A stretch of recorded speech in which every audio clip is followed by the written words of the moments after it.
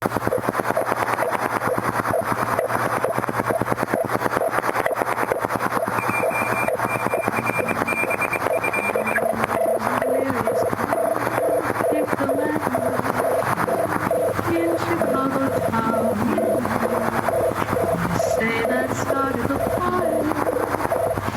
says that she is a gaunt, black-haired glamour ghoul who comes out through ominous...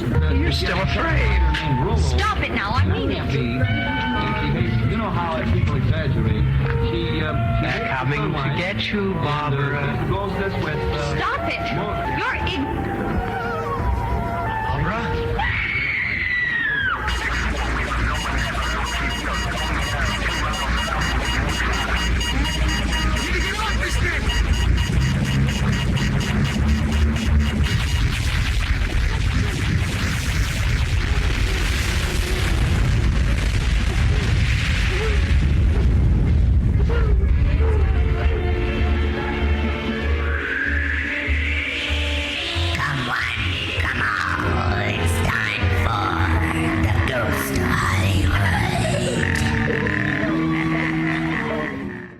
Hello, wall crawlers, and welcome to the season 1 finale of The Ghost of Hollywood. I'm Poxy Leonard here with Miss Ragan, and tonight we're pulling all of the punches, so sit back and get ready for the ride. Are you ready for the ride? I'm ready for my vacation. You're killing me, Poxy. Well, to be honest, I'm surprised we're sitting here working on this right now. Why?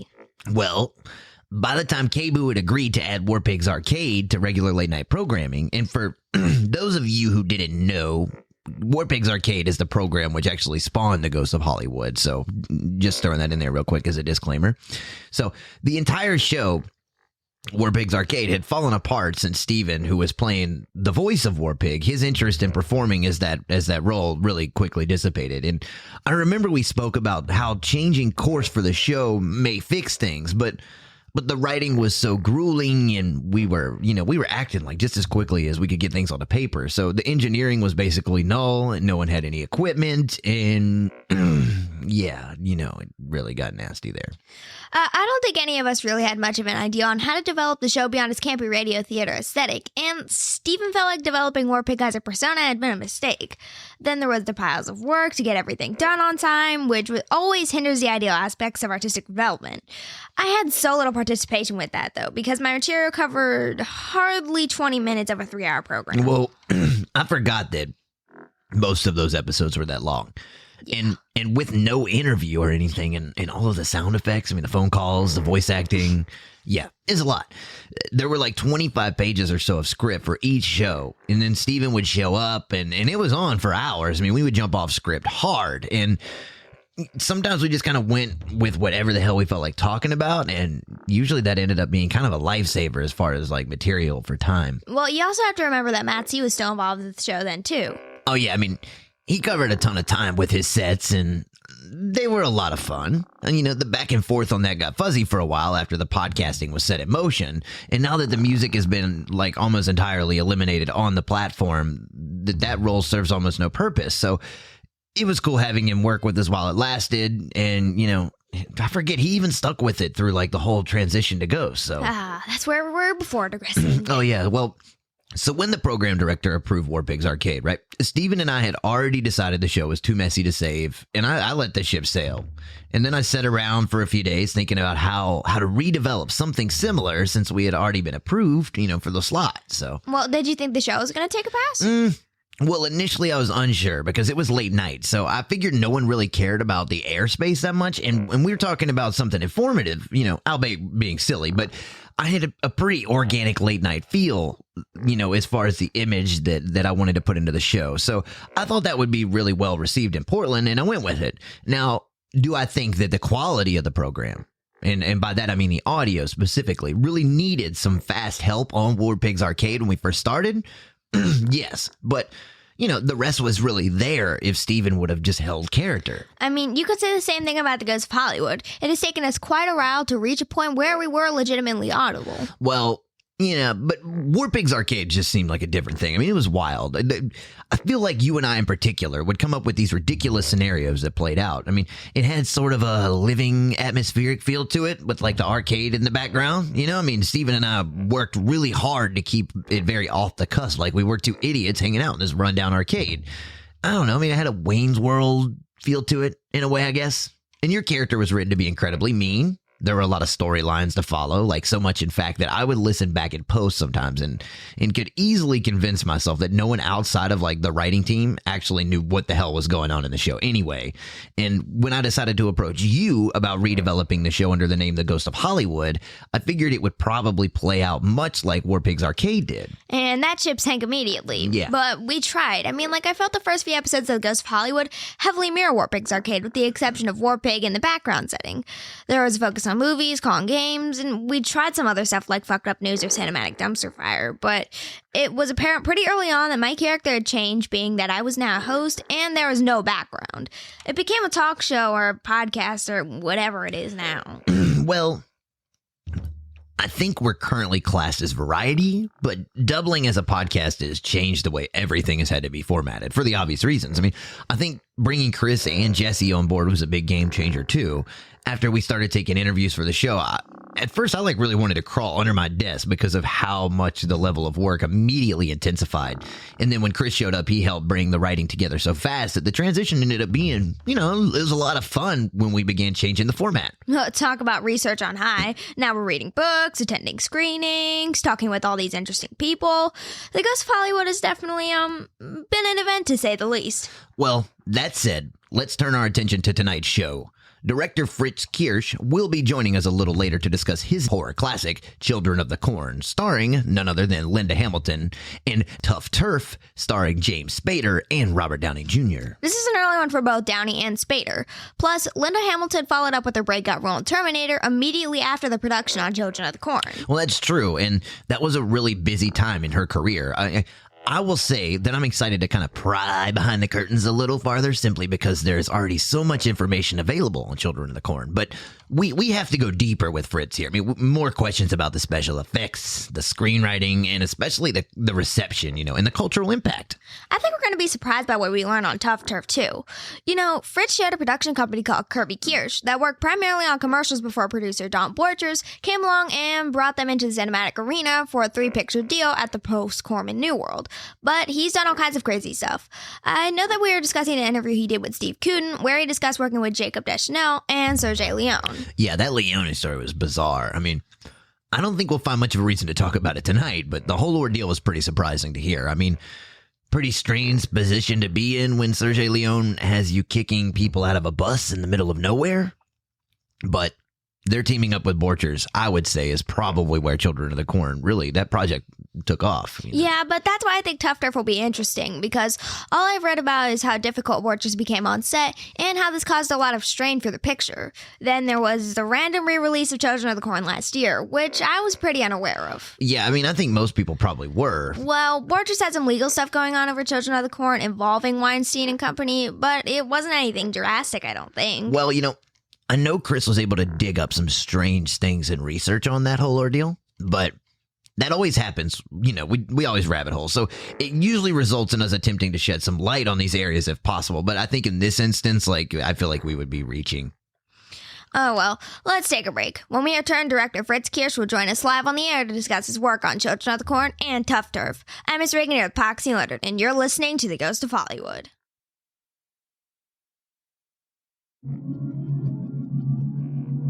You are listening to The Ghost of Hollywood, brought to you especially by KBOO Community Radio on 90.7 FM and Electric Garden Studio in Portland, Oregon. The Ghost of Hollywood is also available on all streaming platforms, so please like and subscribe to keep the show moving as we gear up for our second season this coming fall. And if you still can't get enough, follow us on Instagram or check us out on KBOO.FM for all of the latest information and updates on the show. You can also tune in live on KBOO.FM bi-weekly from 3 a.m. to 5:30 a.m. to catch us on the air in real time. Stay tuned, because you're listening to The Ghost of Hollywood, live from the Electric Garden Studio in Portland, Oregon.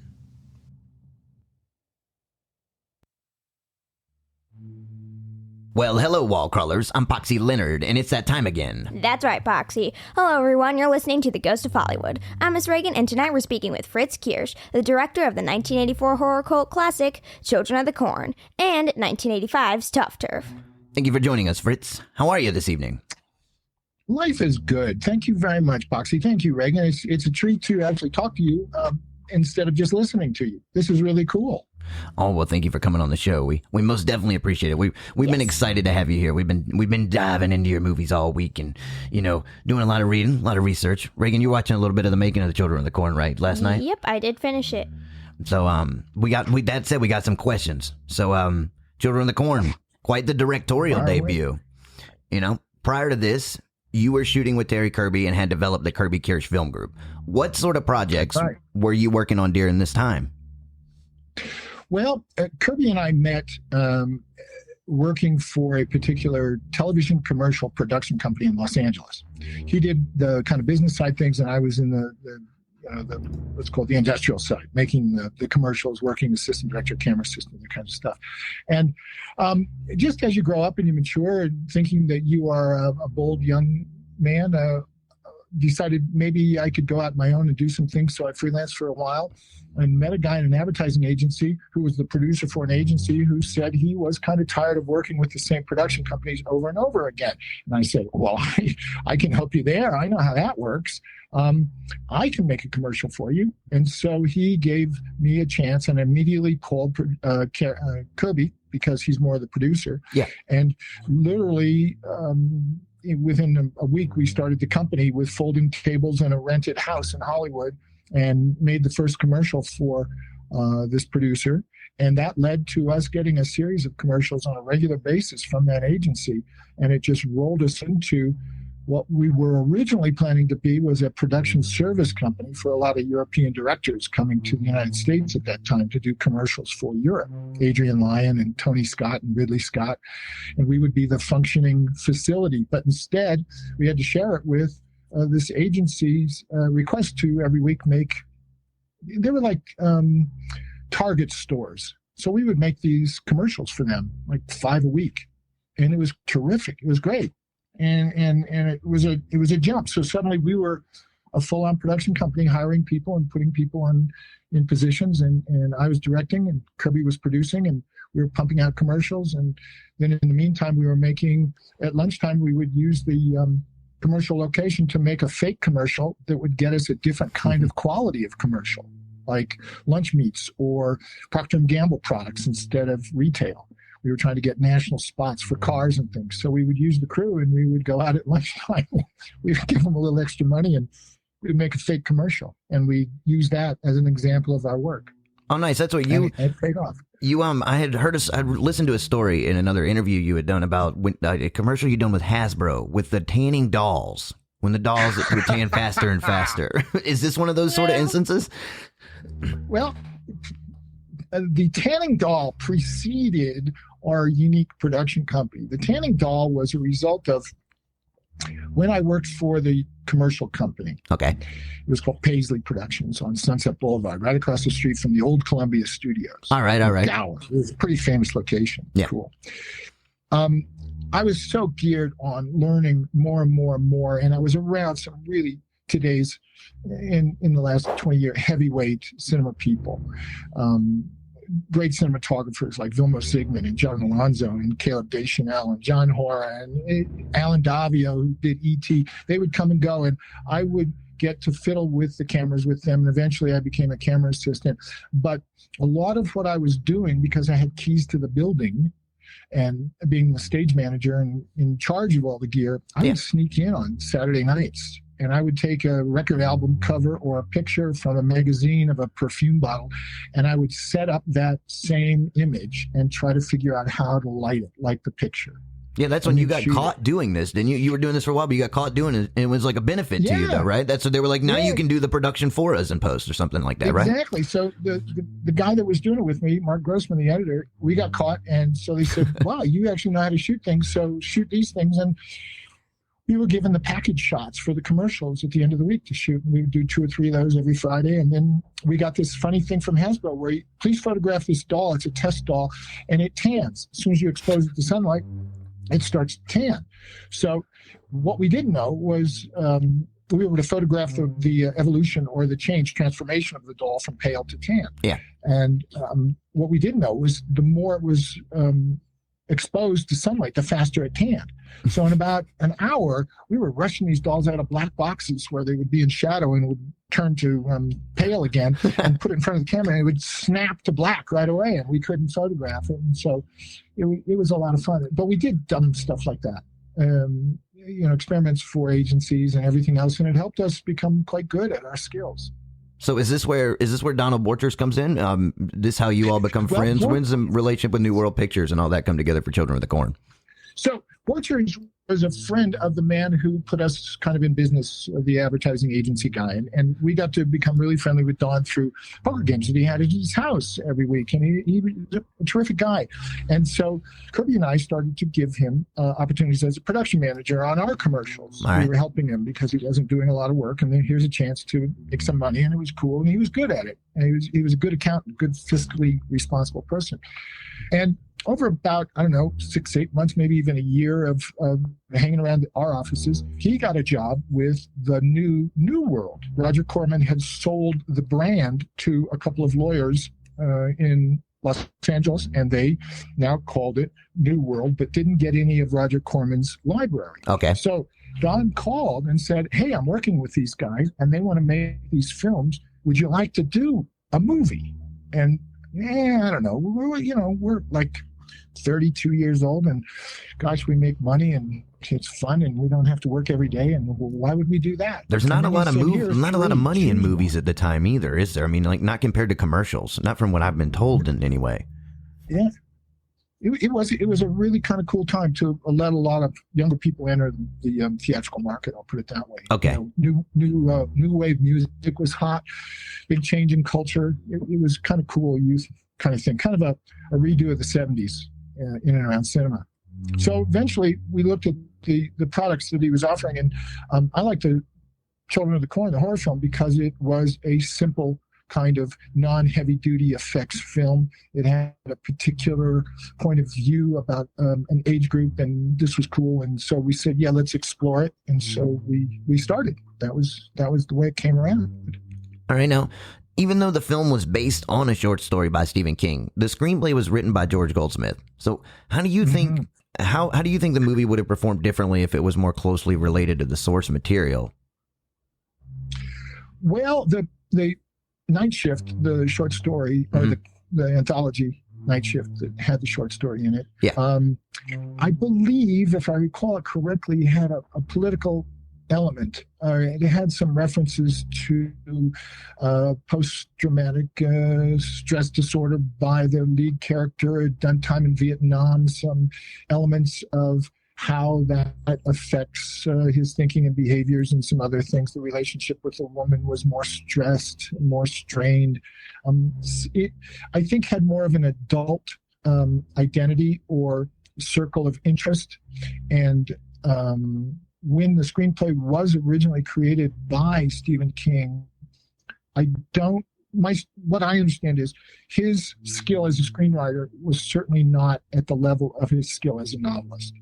And therefore, it didn't get a lot of attention. But Hal Roach, who did The Little Rascals. Oh, yeah, Roach. I mean, like, that was Little Rascals was Hal Roach's big thing back there. I remember. That's where we jump into the syndication of television right there. Yeah. Well, I think he saw it as an opportunity to create a new Little Rascals. Okay. And here are these kids that are running around in the farms and, in a certain way, similar environments to his 1930s Little Rascal. He could be successful with this and kind of revitalize everything he's doing.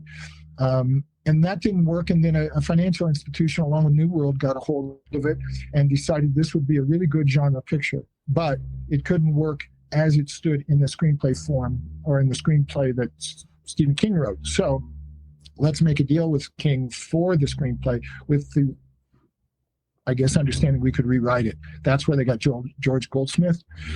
And he wrote a completely different perspective on the short story. That is, it was more about the children and about this hero kind of finding his way and challenging some of the moral issues of what the kids were doing. Yeah, that's what I read. Like that's what they're doing. the King screenplay apparently had like 35 pages of them arguing in the beginning of in the car and stuff. It just didn't have a lot of the congruency, I guess, you would need for the pacing of a film like that, maybe. No. I mean, this is where we get into what films are all about. In certain ways, we can look at films in different categories, and we can evaluate our appreciation of films. And we can say this is an art film, a highbrow film, a documentary, of course, and all those particular genre definitions. But when it boils down to it, movies are made for making some kind of profit, some kind of revenue. Yeah. That's really mutual to all of them. And so this kind of film, a horror film, is geared toward a specific age group, male, female. It might be 2 quadrants out of the 4 quadrants of ticket buyers. And so it must be specifically interesting. And so an argument between 2 adults, teenagers are not going to dig that. So let's make this film really identifiable. Let's make it ring with the teenage ticket buyer. And that's what happened. That's why it was shifted around. Well, the original version of the film was actually a little longer than what was released at theaters. Do you recall what was cut from the film, and why were these cuts made? Ray, I don't know. I've heard this before.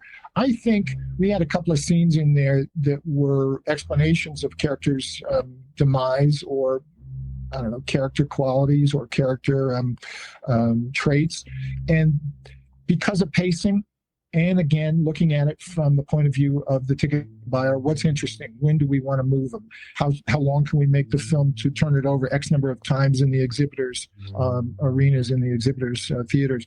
I think those kind of questions were asked, and certain things were shortened. But I don't recall really a great big difference between what I had put together with Harry Karamidas, our great editor, and what the final film is today.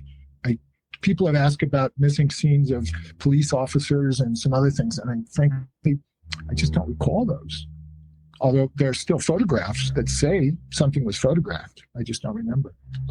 Well, that's what you all shot. When you shot the film, you shot with an Ariflex at the time or something? How was, because this was all back when you were shooting on film. How did this go down? Well, it again comes down to money. Kirby, being the astute and very frugal, smart producer he is, just said, wait a minute, we can go get Panavision gear at I'm going to make a number of $1,000 a day with all the cases, which will require an extra person on the crew to carry the cases. Or why don't we shoot with these great German cameras, Aeroflex. And I knew them. I'd been trained on them. I grew up on them. And they're fantastic. They do everything. A little sound issue, but that's all manageable when you do your final sound adjustments and mixing. So we got everything on Aeroflex from independent companies, rental companies in LA. People that we had worked with in commercials who said, oh, you're going to make a feature. Well, heck, this is great for us too. So we'll give you a special deal. So we really went to our friends who made commercials with us, asked them to join the crew, took them off to Iowa, got deals on wardrobe and equipment and lights and everything. And that's how we made it for such an inexpensive price. But yeah, that was it. All right. Yeah. Well, I mean, those cameras now, I mean, going into the digital world, I mean, Parasite was shot with an Arri Alexa a few years ago. That's kind of a primetime cinema camera now going into the, like I said, going forward from film. I'm sure fans of the film would really like to know, is there any original cut of Children of the Corn that still exists anywhere? I think Kirby has it. we both received, I guess is the right word, 35 millimeter prints of the film. I've always done that. That's been part of my deals, is to have the last timed color print of the film before it goes into mass production, into duplication.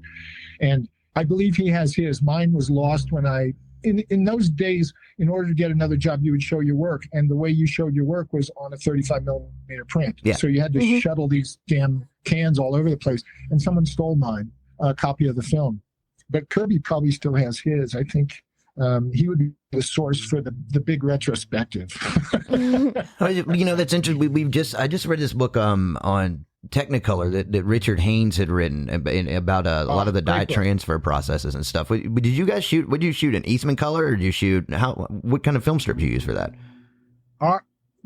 Good question. Poxy, going back to our relationships in TV commercials, our laboratory of choice was 20th Century Fox's lab, Deluxe Color. Oh, okay. We got along really well with them. They did a really nice job. So we put all our film through Deluxe, and they did it, and the timing and everything else. Enjoy them. I don't know if they're in business now anymore, but yeah, we didn't use Technicolor. We used Deluxe's version of the 3-stripe process, which eventually became the layered process that is the common Eastman stuff today. So yeah, it was a good experience. All right. I mean, in custom like that Deluxe, like, I was watching old Schatzberg film, Panic in Needle Park, the other night, and a lot of desaturated color and stuff, and Children of the Corn kind of has in some of the films, there's kind of that, the lower lighting that seemed stylistic at the time, is it really, but it works well, at the time I felt like you either captured it or you didn't. And I know that you talked a lot about the work that you did on lighting when you were in the studio with the product and stuff later at night. So it seems like you all kind of knew how to make that film look right with what you were using at the time as well, which is pretty critical. One of the cool things directors get to do is to really choose a number of key players on your crew: editor, cinematographer, not just cast, and of course manage and administrate the entire narrative construction. But I was real specific because of my knowledge in cinematography on who our cinematographer would be. Yeah. And I had particular ideas about the color, saturation, composition, angles, how the content of the composition would be positioned so that we were in a certain way telling the story with the pictures, looking up at evil, looking down at good, taking the perspective of these evil characters in it, that kind of stuff, and the children looking up at their adult parents or whatever, any adult as bad. So angles were chosen for that, but specifically the idea of the golden corn was brought in and used across the palette, across the landscape of the film to create this kind of warm gold palette. And it became a real challenge in the end to make the whole film balanced to those colors. But that was the goal. I'm happy you saw that. Yeah, that was a really cool thing I worked on. And I know that you had mentioned that a lot of the camera angles and stuff, and I paid attention to the film because I'd seen it, of course, as a kid, where it scared the hell out of me, and I want to hide under my pillow from Courtney Gaines. But as an adult, seeing it and watching it more from a study, what I had noticed and found kind of interesting was that where you had talked about how everything was really Hitchcockish, and there isn't actually any killings that take place on screen, kind of like almost like the opposite of what The Fog does. Like, remember when Carpenter had to go back and recut The Fog again, like put in the close-ups of stabbing and stuff. So in this one, it's like that, it's void of that, which causes a lot more fear, and the atmosphere is what you seem to be focusing on. So how did you accomplish that? Like, for instance, in the opening scene, which kind of drives the rest of it, especially for a younger audience, because it takes you really quick, so the Hitchcock thing, endeavor more into that when you were kind of going for that style, because that was a really interesting part of what you had discussed when it came to the camera angles and stuff like that. Well, I'm going to be bold here, Poxy and Ray, and I'm just going to say it's my genes. All right, we'll take that. I like that. Right. What do you think? Here's the bullshit. Here's the bullshit behind that. When I went in to visit with the, I guess you might call him the man who bought New World, the lawyer. Mm-hmm. I only visited with one man before I got the offer. I remember the question very clearly being asked: who's your favorite horror film director? And I answered that. Okay. And what's the monster going to look like? Because the script at the time had no monster. There was no description at all of a character, a physical character or anything. And my interpretation of the read was that as a child, we are terrified by the unknown, the things that are in the dark, the things that make the wind and the leaves stir up, and the sudden little unexpected sound to our right or left. So that became the hinge or became the platform on everything to be hung. And so when it came down to things like the killing, I thought, what better way to approach the violence than to allow the audience to imagine it, just like they imagined the scary thing that they can't see or feel or understand.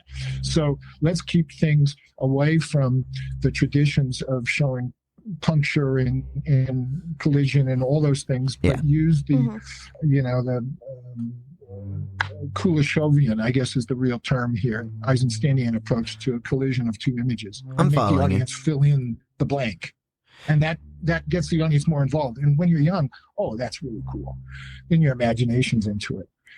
That was the whole point of it. It was a It was an intended approach. So there's kind of like a kind of a vibe or an aesthetic, to it. So like that said, all right. So the children in this movie, then they play and you work with kids a lot, because you worked with the younger audience in Under the Boardwalk, you worked with younger audience in TUFF TURF, but the children in this movie play a pivotal role because they're kind of like a collective antagonist to our main characters. And in previous interviews, you discussed the moral complexities you face as a director when developing the content for Children of the Corn. So elaborate on what you meant by this and how you were able to deal with it effectively at the time. Well, I'm glad you asked this because it's become a strong pillar of my kind of moral outlook or my ethos over the years of what film really should be. In other words, filmmakers can be inventive and they can make product, but they must always realize that these are global, impactful things they make and create and tell and show. And we can't just make a film for our own enjoyment because we like a certain thing, violence or love or whatever it might be. So let's be responsible filmmakers and let's not show things that could harm or bring the wrong idea to certain people. So you're making a film about children who are attacking adults. How irresponsible can you be? And I didn't want to be in that position. I just thought this is terrible. We must, first of all, have an ending that turns the whole thing around and speaks to dogma, that you can't follow people. You have to challenge. You have to have your own thoughts. You have to develop your own value systems, and you can't base them on what someone is telling you. You must, aspire to live properly.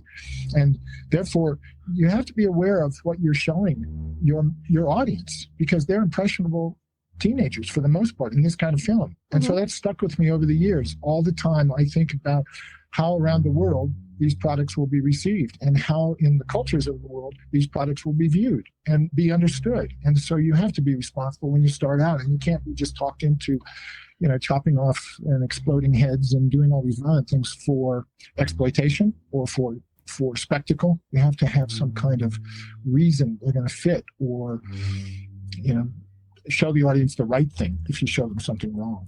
Well, now that said, this might seem shallow, but how do you, when Children of the Corn did become the success that it has become, we're sitting here talking about it a couple of decades later, and you've got people like us, we've sat here and told you it did scare the hell out of you, and the aesthetic play on it worked well enough to really mess with your mind. Does that settle? You don't seem, your whole career, it's not like you followed up with a bunch more exploit films. You don't seem like you did a lot of what the other horror directors did at the time and kind of went that route. You went to do other things. So has this one kind of haunted you in some way as far as where your moral stance is with this sort of filmmaking?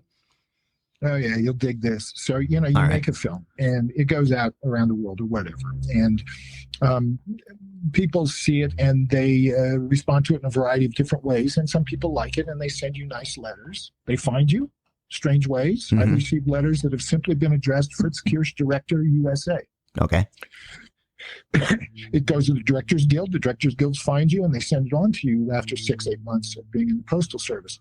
Oh, really? It gets slung around like that? One day, and it was a concentric or a spiral sentence in red ink asking about certain things and how it was cool to watch these children die. And I literally, it just dropped out of my hands and I realized, wow, these things really affect people in the wrong way. This is scary. This is not good. Yeah.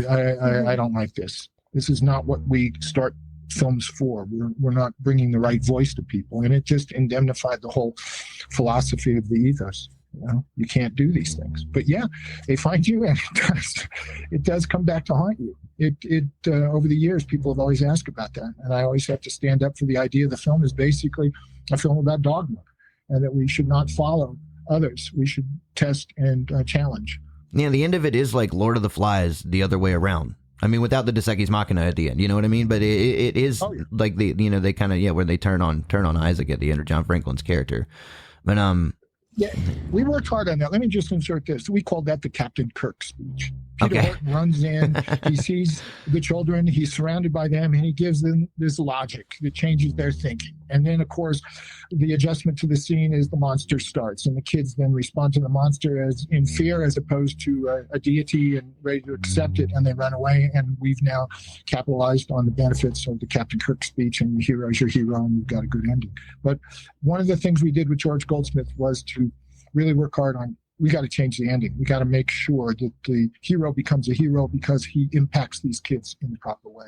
Oh yeah, transforms. Well, so in the original screenplay, so Goldsmith was playing more to the short story that King had written. Is that what you're getting at with this, or was it just right out of the gate you were like, we have to redevelop this to kind of work in a different way?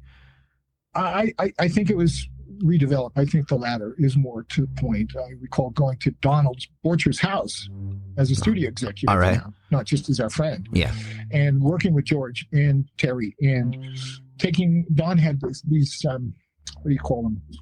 Fabric shears. They're scissors that are like 12 feet long. All right. I mean, really 12 I'm inches following long. you. Yeah. These extended fabric shears. And they could cut a whole page of script in one chop. And he would just pick up the page and say, what do you think? And chop, cut out character speeches and tape them to another page that was chopped. And we rewrote the script that way. And then George filled in all the chunks that didn't transition well. And so that was when it was decided we got to come up with a good ending for our hero. Probably because of what was changed, but also because of the purpose of the film, to make a good quality ending. So a literal cut and paste. That's pretty interesting. Yeah. Oh yeah. I was really hot to buy a pair of those big scissors someplace at some fabric store and get them mounted and give them to Donald as an award, because it's the weirdest way I've ever worked on a rewrite. Yeah. All right, I'll never look at those scissors the same. Anytime I see him now, I'm gonna have to tell this like weird story about the history of the screenplay of The Children of the Corn. The history of Hollywood. Through some kind of shears. Well, everyone, of course, remembers the character Malachi. Can you tell me more about how you first met Courtney Gaines? Courtney's wonderful. He's still a friend. We've spoken over the years and remained friends and worked on a couple of things together. And he came in pretty much the way he looked in the film. Real scraggly, long hair, red hair, kind of unkept, kind of dressed in a kind of a worn out clothing kind of stuff.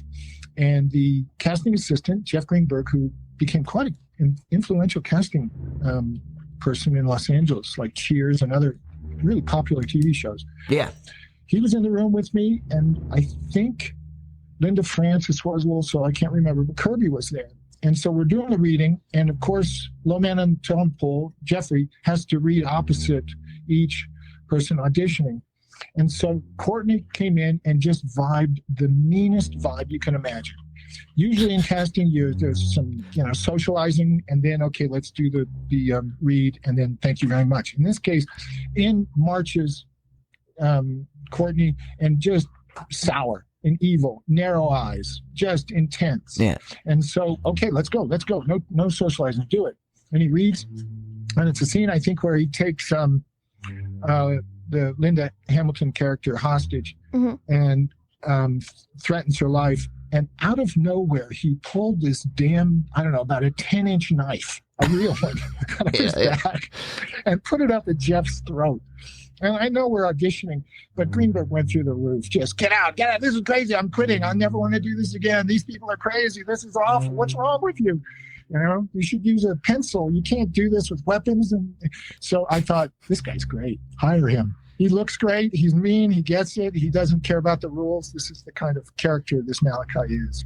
He is he's an evil henchman. So that was it. It started a good long friendship. So he knew he was made for the part. Kind of like a full-on method performance kind of stuff at the time. Yeah, I heard that interview when he was talking about pulling that prop knife out and freaking the guy out. And he's like, I got the job, and the other guy wanted to quit immediately.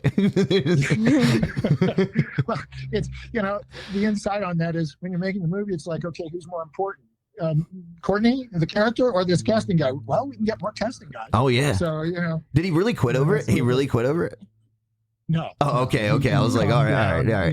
That's it. And a nice conversation with Courtney about, okay, come on back another time and let's do it, but please this is policy, this is procedure, this is the way you do it. Protocol is not to bring weapons into an audition. He was a young actor. He just was full of energy. He just wanted to be authentic. Yeah. So I understood it. It was fun. Makes sense. All right. Well, how did working with him on Children of the Corn lead to you working with him again on Winners Take All? Where'd this? Well, in that film, again, we had a kind of a group of characters that really in collectively they created a particular persona, and he was the element of kind of the loose country hayseed kind of guy, and he could play that role really well.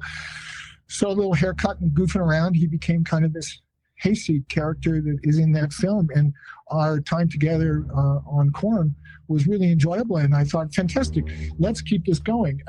At the time, I had a very strong belief that we should be more like a company and just keep making films, and everybody does different jobs, and we take on different roles, either cast members or crew members or directorial positions, administrative positions, or whatever. Yeah. So I wanted to keep bringing on more people that I had worked with.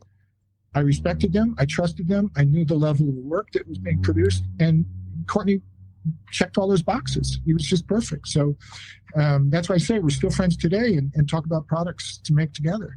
No, so he's done really well. I'm proud of him. Yeah, he's a dad now. He's got 2 kids, and he still acts quite a bit. Some, doesn't he? I believe. Yeah. And a musician. He's got a band, a couple of records out. Oh, all right. He's pretty active. I didn't know about that. We got to play the band. I want to play the band on this episode. Do you know what the band's called? If you don't, I'll find out. I'll find out. He sent me a couple of copies, links to listen to new things. All right. I'll find it. We'll tell the audience out there, get ready, because Malachi is coming for your dreams with his music now. Okay, so it was definitely a big year for Linda Hamilton. Did her coinciding release in Terminator help draw interest in her performance in Children of the Corn? Oh, very much so. In the long tail of the exhibition of Corn, when you can relate someone who is successful in much larger film with much more identification, like Terminator, in what she did in that role, absolutely, it helped it. And over the years, it's really helped it. And she was wonderful. She is so cool. I think at the time of Corn, had just done one film about some kids at UCLA that developed a game with dart guns where they would play tag, kind of an assassination game, this kind of stuff. And she did a great audition. She was really cool. We got along really well. And then when we were finished, I remember talking to her about this opportunity that was presented to her, Terminator. She never told me the title. She said, it's Arnold Schwarzenegger, and he was in the future, and he comes back, and he goes past and blah, blah, blah. I said, I don't know, Linda. It sounds really mixed up. But, Arnold Schwarzenegger, I guess he's got an audience. Sounds cool. She said, well, I'm not sure if I really want to do it.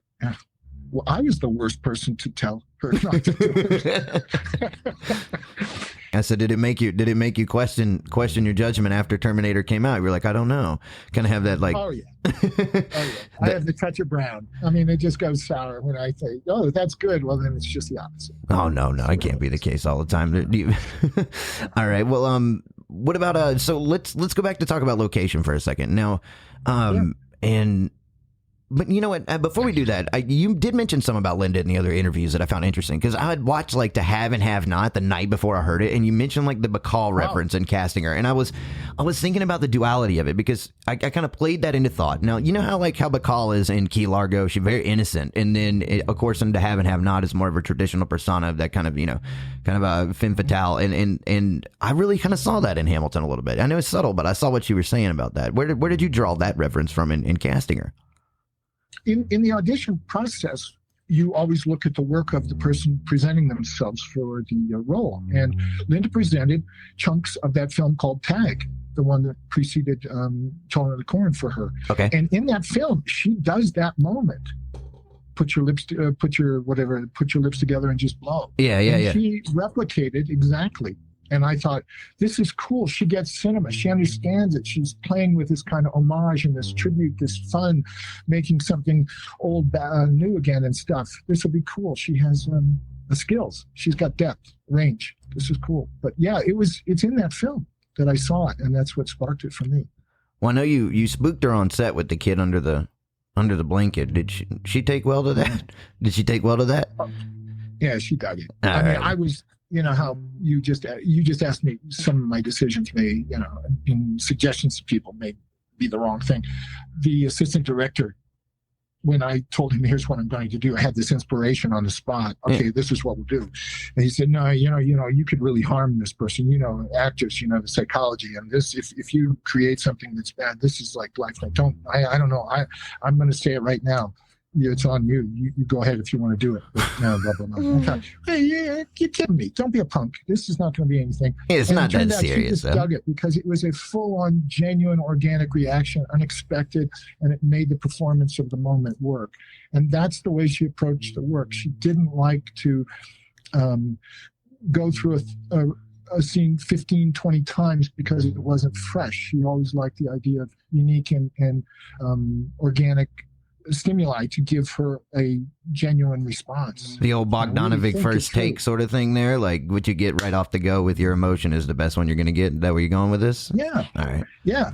I mean, that's the way I understood her approach to the work was structured. And, every actor has a different approach. Some follow Meisner, some Stanislavski, some think animals are the way to work. You have to understand all their different approaches, and then use their technique to help them find the truth of what you're doing.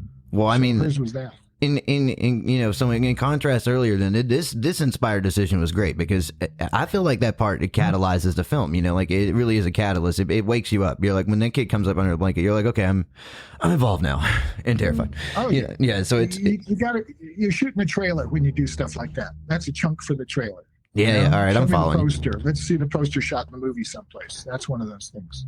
So, let's go to location then, because location was a big part of this, and you all had to film and kind of fuse all of these towns together to make this work, right? So, tell me about the decision to film in the cities you chose in Iowa after all the traveling around. I know you landed in you ended up with what, Sergeant Bluff, Whitings. Tell me some about this.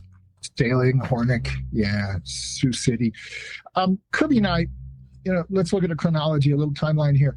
I think it was Thursday I went in. I'm just going to say Thursday because it was, I remember, a weekend of decision. And I spoke with the studio people and then met Kirby. We drank a beer. We talked about it. We looked at the financials. We said, gosh, we make commercials for this much money. They have this much money. We can make a whole film. I think we can do it and everything could balance. So literally Monday, we said, okay, we'll make the movie. And then Tuesday, we started in location scouting. I mean, it's time to go. Let's do it. Let's make movies. And talked with lots of different film commissioners around the country, like Texas and Nebraska and so forth. All responded that their corn that year wasn't very good. They didn't look forward to a big season, so they didn't have much. And the one state that did was this funny little Sioux City Film Commission, which was really a Chamber of Commerce offshoot arm. And this man just kind of took us under his wing and said, come on here. Terry and I flew around the country in little airplanes in all kinds of different places. And then when we got to Iowa, this guy bought us dinner, took us out driving, showed us all the different cornfields, and they were spectacular. Just a sea of corn everywhere. It was great. Yeah. And near Sioux City, we could base camp, stay, house the crew. We could travel 30 miles in any direction to these particular places, the unique things that he was showing us. It was great. Then when we went back in September, all the corn was dead. And so we, Farmer's Almanac, page 1. Know what you're going to do before you do it. And we didn't do that. And so we got there. And so on one side of the road, on one day, the corn would be green and strong and 6 feet tall. On the other side, it would have been already harvested. We'd come back the next day, and that corn had turned yellow and frail. Since you had to paint the stalks green because the seasonal changes kept discoloring it, how serious of a complication was this? Well, as Poxy points out, this was a collection of locations cut together with cutting elements, cutting pieces, you call them, in production design, to make it look like one small town because of the condition of the corn. So we would go to a particular location 30 miles from where we were staying, and it would be really good, but it didn't service all the needs of the scenes that were shot there. So we'd have to go off to Whiting or Salix or Hornick and continue the scene there because the corn was better there in the time. So in kind of following the seasons and the growth cycle of corn, we kind of moved between the different locations. Also because what they provided as set pieces for the action, but some of which was really based on the corn. So the corn had a lot to do with our efficiency, the economy of the film, and the function. the execution of the film. From It really did come into play. And it was true. We did paint it. We wired it, stood it up, odds behind it. I had production assistants on the ground holding it up. Was this for like close-ups and stuff though? Or, I mean, you didn't have to do this for like hundreds of yards of corn, did you? I mean, just within the frame of the camera for each shot, that kind of stuff. It was wired. And, our special effects were really simple in-camera tricks for the most part. Fish wire and stuff like that, running the camera in reverse and upside down and making things look as if they're, attacking when really they're just being reverse pulled off and that kind of stuff or whatnot. And so, yeah, it was a problem. I must say that. You're diffusing my nightmares. Now I'm just like, I see the corn pulling away from me and it's spray painted and now I'm safe. Yeah, that's right. Life goes on. All right. It was cool. From what I've read, locals were very accepting of the cast and crew, inviting you all to local events, into their homes, and working cooperatively with the crew so that certain scenes could be played out effectively. In all of this, what are some experiences that you recall? Well, first, the children that came out for casting to play the roles of the large group of kids in this cult were fantastic. They just were dedicated. They'd do anything. They were remarkable. They were so much fun. We enjoyed them. I enjoyed meeting all of them and having a good experience and making sure they did too. So they provided really a lot of the enthusiasm to get up and do more every day and to work the long hours that we did, the 20-hour days and things. The city itself, a number of the cities just said, come tell us what you wanted to do in our little town and we'll talk about it. And that meant we want to close down the whole town. We don't want anybody to be around. We want to put corn stalks in your windows and we want to, do this, do that, put dirt on the ground, whatever. Did you cast a lot of kids that were locals? I know you cast some like local drama kids and stuff, but how many locals are actually in the film? I can't say enough about the people, the townspeople and the places that we went to work and that we chose in which to film. They were extremely accepting. The kids were wonderful. The townspeople actually opened their doors to us and had community meetings. We would explain what we wanted to do, and they would just say, yes, that sounds fine. You can close down the whole town. We'll stay indoors. We won't be on camera. We'll hide, these kind of things.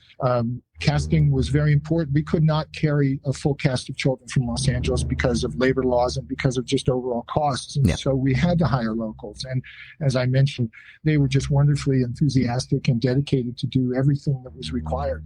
And of course, we followed the rules of child labor. So no one worked excessive hours or under bad conditions and whatnot. So what you see on camera at any given time probably was 2/3 of the population of kids that we hired, because you could rotate them in and out because they could only work so many hours and then they had to do schooling and things. So it was really good. I remember one time being invited, actually our whole company being invited by a local theater group for a fundraiser. They were having a casino night. Now, Hollywood people, they do gamble. Yeah. You were telling me earlier, you gamble earlier, you were telling me. Casino night is a mistake. The sharks come out. And I had to tell people, quit winning. Just let them win. We're not here to take their money. Oh. It was kind of like, wait a minute, guys are fanning like $50 bills. Look what I just won. Give it back. Give it back. Oh, man. Don't do this. So it was fun. But they were wonderful. They were generous. They were really, really nice. That's good. I think we put a few of them in the film, in fact, the adults, citizens of the town. And much of the early portion of the film, the slaughtering that takes place, the attack in the coffee shop, was done back in Los Angeles on a 2-wall set because of time and efficiency. When myself, Kirby, and about 3 guys could just chop through those quick montage sequence of the attack. That's not actually in the cafe, just the wider shots are. So some of the people are LA people, some were locals. All right. Well, let me ask this, because in some other interviews and over the years, you kind of had a mantra. You say that you like to use there's magic in mistakes, right? And I know that I don't remember the particular instance, but I know that you give an example about this in the making of and the documentary of it. So how did this play out in Children of the Corn and in other films? How's this play out in TUFF TURF too? I mean, where do you guys mess up and all of a sudden you're like, that's great. I love it. I'm going to keep that. Well, yeah, it's been a mantra for years. Magic happens with mistakes is what I actually say. Oh, okay. What it really means is that when you allow yourself the room to do something wrong, in that mistake, something good can be found, and you get discovery, you get organic good performance, you get genuine outcome, you get a moment which is not rehearsed, it is actually happening and works as if it is real, because it is real. And you can point to cinema history and you can see all these kind of improv moments that have happened, and that's really what it is. And when actors go up on lines and they can't recall what they must say next, they're stuck. The other actor in the scene must continue on, so now they're forced to be genuine, real, and complete, and now we have performance. We actually have an organic scene. And so that's what I mean by the mistakes bring on some magic. It turns into something cool, organic, and real, and oh, fuck, this is great. I love it. This is what movies are all about, the recreation of reality. And in Corn, we had the same, it happened all the time. Things didn't work, but from that, oh, cool, look what we get. I mean, we you look at the monster in the end, and we didn't have a monster. Yeah. And, I talked to a friend of mine, a cinematographer back in LA, and he said, I just did these things for this motorcycle company. You want to look at them? They're kind of cool. They look like cauliflower. I said, oh, that sounds like a neat idea. So because we didn't have the time, we had a mistake in our scheduling, whatnot, I couldn't make a great monster. The mistake then led to a great discovery and a better outcome. So, yeah, I think it's a really good, mantra is a good word. K-law is another one, a Kiersch law. All right. I tell students. All right, I like that one. You're teaching me. You're expanding my vocabulary here. I'm gonna have to look those up though, so that I can. Mantra is the best I had. Now, it'll be in my biography. all right, I'll make it.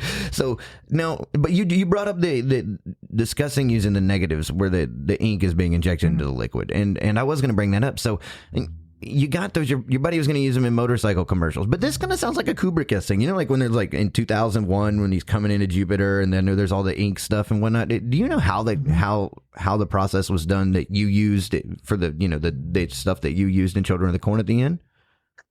Yeah, oh yeah, very much. Very, very. And this goes back to my TV commercial days. One of the guys I worked with who came up with me in growing up in the cinematography area, he became a cinematographer, and he was the one that shot the tests, and he's the one I talked to and said, hey, I've got this junk. Would you like to use it? But when I was a teenager, actually just at the end of my high school time, I ran off in the summer Woodstock kind of time period, and I saw Newport Jazz Festival. I saw Led Zeppelin, first time they came to the United States, or second time. Oh, and behind wow. them on the screen was the Fillmore screen, that giant kind of amoeba moving crap that was at the Fillmore all the time. On the West Coast. They had people squish their lunches between these overhead projectors, whatever it was. And I thought, that is the coolest stuff in the world. And so seeing what my friend had experimented with, I thought, that's the monster. Give me the film. Can I have it? So, yeah, literally, I walked out of the studio with it, no cost. And we processed it, flipped it upside down, colorized it with deluxe, gave it a quality kind of X-ray kind of looking thing, and then matted it in the background, or matted it through a rotoscope process under the foreground of the cornfields. And that's what it was. It was just this giant cloud of, I guess, ink injected into a tank of water, shot at slow motion. And the ink being heavier causes a cloud-like formation in the solution, in the suspension in the water. Nice. It's like mud going into the ocean. Well, from what I've read about behind-the-scenes development, this goes pretty deep, so I'll start at the top. The explosion at the end of the film was considered a big event for the cast, crew, and especially the locals. But I want to know more about how this was put together, because it sounds similar to a summer fireworks show. Oh, Roxy, you brought on a sore point here. Now, we joked about magic happens with mistakes. This was a mistake. All right, well, explain this one then. That's a big mistake. What do you mean? And there's no damn magic in this one. The scripted event was a mass destruction, an atomic size scale, a blast of fire that would rain down on all things evil in the cornfield of the monster itself, to suck the monster into it and then be brought violently back, sucked back into the earth in this kind of big vortex-like thing. Yeah. So the money we had and the idea we wanted to do was to get about 3 cameras. Actually, I think we had 3 positioned in a cornfield with permission of the owner to do like a 50 or 70 gallon gas explosion, a big a big ditch was dug, a big, cylinder hole in the ground, about 6 feet deep. And then, I don't know, 60 gallons of gas and plastic bags were loaded in there. And then, a trigger was set up, an igniting device. Yeah. And so we'd figured out we could do 2 of these blasts, and we would take the individual 3 images and composite them into 6, stack them on top of each other, because we would never move the cameras. So each camera would literally have a double image off each angle. If this you kind of it sounds like you're looking for like a superimposed sort of superimposition sort of thing, kind of simultaneous images over each other. All right, I'm following you. Okay. Yeah. So one blast would give us, 10 stories of fireball. That's the way I described it all the time to everybody. This is what we need.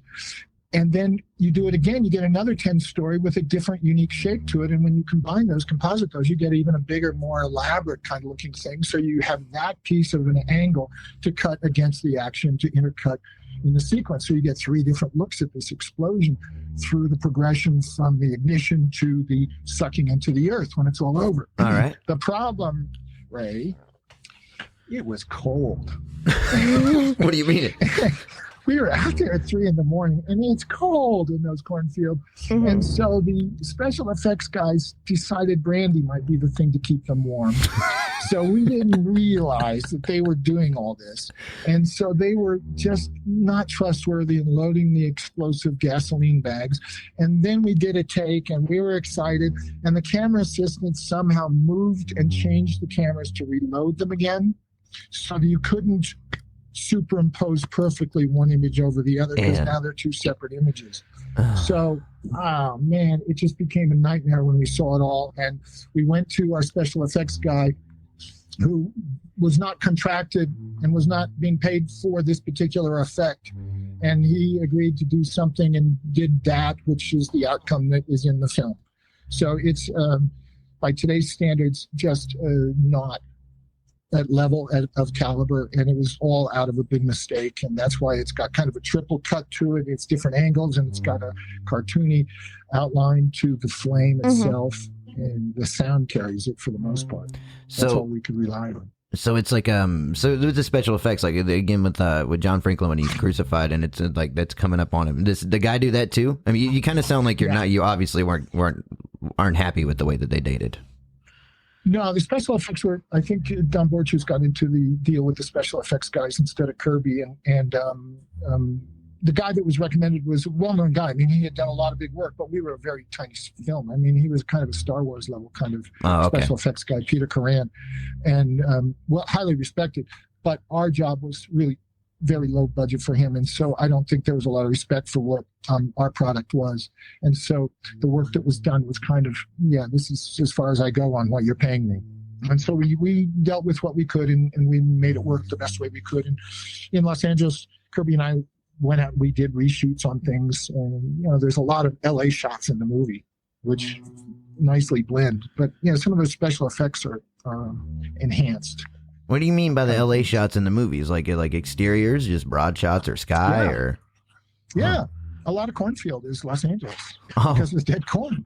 Okay, I'm following you now. I didn't really put that into perspective. That's funny. Yeah, and the north end of Los Angeles in the valley, there were still farms out there, a couple of big cornfields, in fact, for Halloween. And so we went out there and shot some of the sequence where the suitcase where the child who's escaping is found, and some of the stalking around in the cornfields because the color was good, and the car driving, going off on a tangent road, the Y on the road, and I don't know, sprinklers irrigating that's Bakersfield, I think, California. Oh, all right, that's irrigating the fields. Isn't that quite an amalgam? That's where they still do Halloween stuff down there now, though. I mean, they haven't because of the pandemic, but didn't Elvira performs down there like every October and stuff, doesn't she? Yeah. Okay. Yeah. I mean, you can get anything in LA. Let's face it. What the heck, But yes, in finishing the film, Terry and I would sneak out and do things. And being a camera guy, I could shoot it myself. And you can even see in one shot where the car is traveling. I think it's an early part of the film, opening title sequence or something. Cornfields. You can see the bumper of my car because I stood through the sunroof and shot. Oh, really? And you could see this awful green frame thing pop in, and that was the color of my little French car. Oh, see, those are the Easter eggs. Those are the things you noticed that we haven't. So it's like now I'll be looking. I'll be looking for. The man behind the rose is actually a wheelbarrow dragged underneath the dirt upside down on a track. From conception to completion, how did this play out? Yeah, how do you build this thing? Like, It sounds pretty hard. No, it's really cool. You'll dig this. So again, back to the problem. What's the monster look like? What's the monster? And it was the challenge of me that kind of kept me awake before we got up there. And when we were there on location, I kept thinking about it. Gosh, what is going to be good? The monster's everywhere. The monster's in the earth. It's in the sky. It's all around us. It's everything that's inside our thoughts. Yeah. So I don't know what inspired me, but I had this idea that the earth, the geology, the topography would raise up, and we would see these fingers physical fingers come at our hero, at the I don't know, the kids or whatever. Yeah, I'm following. So it wasn't just in the air. Yeah. And so I kept thinking, how do we do this? I spoke to the special effects guy, and I said, is there a way to put something underground that we could move and then it would push the earth up? And he said, yeah, we could take a backhoe and we could dig a trench and we could put a tarp over it, and then I could put vermiculite on that and blend it with the soil. But I'm not sure what would push the tarp up. If we spiked the tarp down on its edges, then we'd have tension. We could push it up and the vermiculite would look like a mound. And literally, this is the truth, there was a wheelbarrow next to us. And I said, what if we turn that upside down? That's a hump. Did you have to put wheels on it? And there was a tractor about 40 feet away. And I said, could we hire that tractor, put a cable on it, and run it to the wheelbarrow underground with pulleys? And we drive the tractor, the cable pulls the wheelbarrow, and then the track goes up kind of on a ridge, on a hill, and then it goes back down. So the vermiculite hump would happen, and then it would sink back down, pressured by the upside down wheelbarrow. That was it.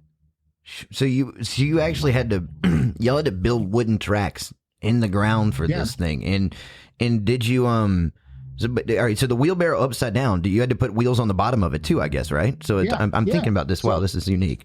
Yeah, so the special effects guy grabs his welding thing, does a quick weld on an upside down wheelbarrow bucket, in a day, builds the wood track with his crew, digs the hole, and literally 2 days later, my idea, there we are, we're shooting.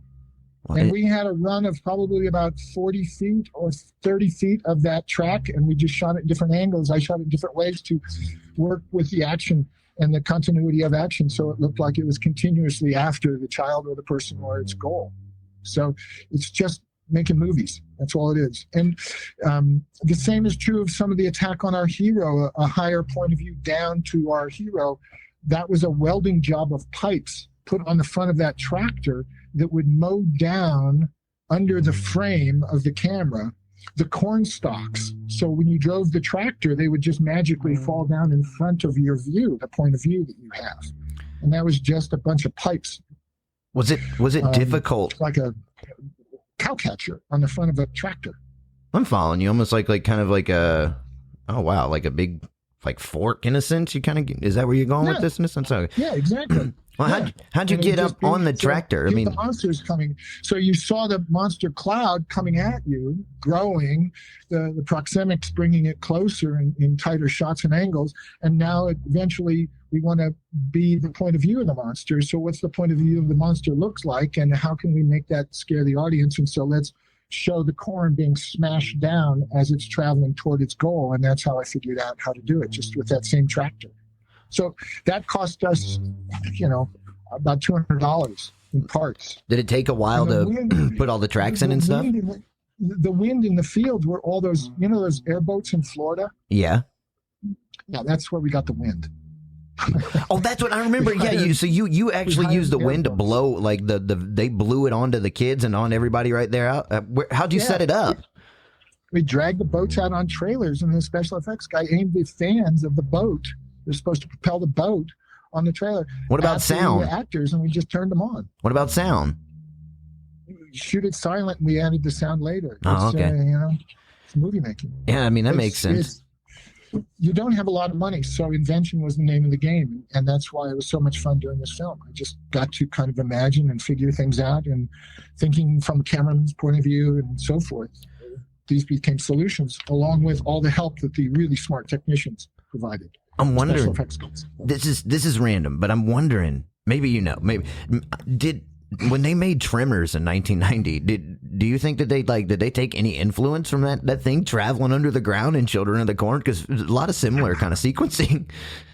I bet they did. I mean, there's got to be a mutual engineering element to this. I mean, what you're doing is you're pushing Earth up. You need something that's a physical element to cause the rise in the surface. So they probably did something along the same lines, but with the money they had, they probably did it really cool. You know? Yeah, I'm following you. Supercharged tractor, you know. Well, now you chase Peter Horton with the tractor, and you crucified Linda Hamilton, you crucified John Franklin. So all of that said, the cast from top billing down seemed willing to go the distance. But what ideas did you have for the film that didn't really pan out? I mean, I know we discussed some of it, that the sequences with the explosion didn't pan out, but what just never came off the paper, off the screenplay at all that you wanted to do? Well, we talked about magic happens with mistakes. One of the anecdotal kind of items in that area, there was a monster spider that had built a web in one of the cornfields. And so I asked the guys to put a fence around it so we wouldn't disturb it. And that spider was right there. And so that became kind of a signature image of danger and what is in the cornfield. So I was able to shoot that because it was just there. It was a found object. It was kind of cool. It was kind of 50s art, if you want to call it that, a found object. Mm-hmm. And then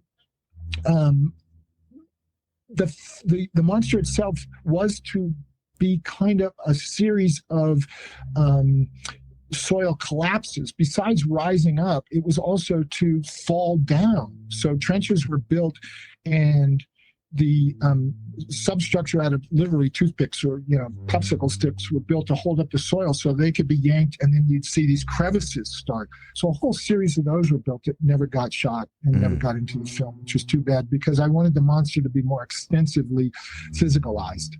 And those are a couple of places where it was kind of too bad. We ran out of money and time. That always being the big thing, how much time we had to shoot it, the limited schedule, and getting all this done in that short schedule. So, yeah. Well, I know Borchers has remade the film a couple of times since '84. What do you think of these films? I've never, to be very honest, Ray, I've never really seen all of them and seen all of each one. I've seen bits and pieces. I know the first one I took a look at because I knew the director, and I wanted to see how they handled the material and the sequence of the story, expansion of the narrative. And I saw some of the footage I shot in my film, in his film, and I thought, okay, I don't want to look at these things anymore. And I've read about them, and I know Don Borchers tried to, or he did, direct a TV version of the film because of a conversation, I guess a pledge to Stephen King that he would follow the true original narrative, the short story, more closely. And so he tried that. And then I think through his goal of making a new direction, a new arm for the film as a spin-off or a rethinking of the original concept, that ability to license that approach to intellectual property enabled him to participate in the last one. I've never seen, like I said, the whole of any of the films, just little bits and pieces here and there. But I do know some really cool actors of today were in those early films. And that's what's really kind of neat. They got their start, just like in Children of the Corn, the first one, and became pretty good actors. Well, so that's kind of neat. I know that you said that you're glad the original had spawned sequels, but have you seen any of those sequels? I mean, like separate from the ones we were just discussing. How do you feel about the movies themselves? It's a funny thing that when a film does really, really well, and the mentality of producers to generate additional revenue from that particular brand and to expand the brand happens, you get a lot of sequels. And Children of the Corn was a brand that worked in that particular channel of revenue generation. But to keep the revenues flowing meant to lower costs. So against the opportunity to make a film was the diminishing financial backing, the resources to make the film good and to do an adequate job, a complete job, a good thing. So it was a matter of exploiting a brand and milking it, and that's what's happened. And it's not really been a thing of a franchise of expanding character or developing arcs or moving the story into a new arena. It's been one of brand exploitation. So that's why I say I've never really watched them. I think that's a marketing trick, a marketing tool, a marketing channel that works. So Terry hired Jonathan Elias to create the score. What's the story behind this? Oh, Jonathan, a good guy. When Terry Kirby and I were making TV commercials, we were approaching agencies across the United States, a number in Los Angeles, a lot in New York, because that's where the big work was being assigned. So a woman who helped us get into agencies in New York had met Jonathan because he was doing commercials. He was scoring commercials like Michelob beer. I think some of the original jingles for Michelob or something was his work. And so she kept saying, you should meet this guy. He's pretty cool. He's got his own studio. His brother's his producer. They make commercials for a number of different agencies. And since we're really familiar with that world, we got to talking with him and, hey, you want to do this? And so he kind of put together a little something or other, and we said, that's cool, let's do it. And as we worked and as it progressed, Kirby kept talking with him, and Jonathan developed the entire score based on a concept of we need children's voices to drive the oddness and the uncanniness of this world. And that's what he did. So Kirby is really behind the whole idea of having Jonathan, who really wanted to get into features and get away from TV commercials, join the company. Now it worked really, really well. You were originally like, and he was kind of like came afterward. There was somebody else lined up, right? And then you all wanted someone that was kind of a little greener or something along those lines. Am I correct? I think the studio wanted somebody with a name that they trusted. When you're a first-time person, as I was as director and Kirby as producer, there needs to be an insurance package for the financial side. I'm following you. Yeah. They want to have in place a known experienced editor or cinematographer or production, a first assistant director, someone who they can trust and know will make sure that the product will be completed and delivered. And so when it comes to score, the concept behind score really is a rewrite of the screenplay, and the musical qualities and themes created are efforts to tell the story on a certain emotional level that is not being done in dialogue or in behavior of the actors. So it's really important. So I believe they wanted someone with a longer resume and more experienced and not out of commercials. Since we were out of commercials, that's it. We'll only take so many out of commercials or rock videos. And then we got to have movie people. But Kirby, I think, went to bat for Jonathan and proved with his sample work that he was the capable guy, certainly financially capable within our package, our budget, and fought for him and won. So I'm glad, because he did a good job, and I believe he also did it on my second film too. Again, Jonathan, come and work with us again. Just a little more rock and roll. So it was fun. Yeah, that's what. Yeah, he worked. So he was with you on second film, TUFF TURF, right? Following right after this one. So he worked with you again on that one. And I know you have. We'll have to talk about that in a minute, because you have a lot of live music in that one. And there's quite a bit of live music in Under the Boardwalk too. Very much a theme of your films at that time. But Borchers does though. He mentions in a previous interview that I had read, and I can't recall the source now, but he says that Elias wasn't knowledgeable. And you're gonna have first I got to know what a sync pulse is. But he says something about Elias not being knowledgeable on how to encode a sync pulse, and that this kind of caused some last minute surprises in post production.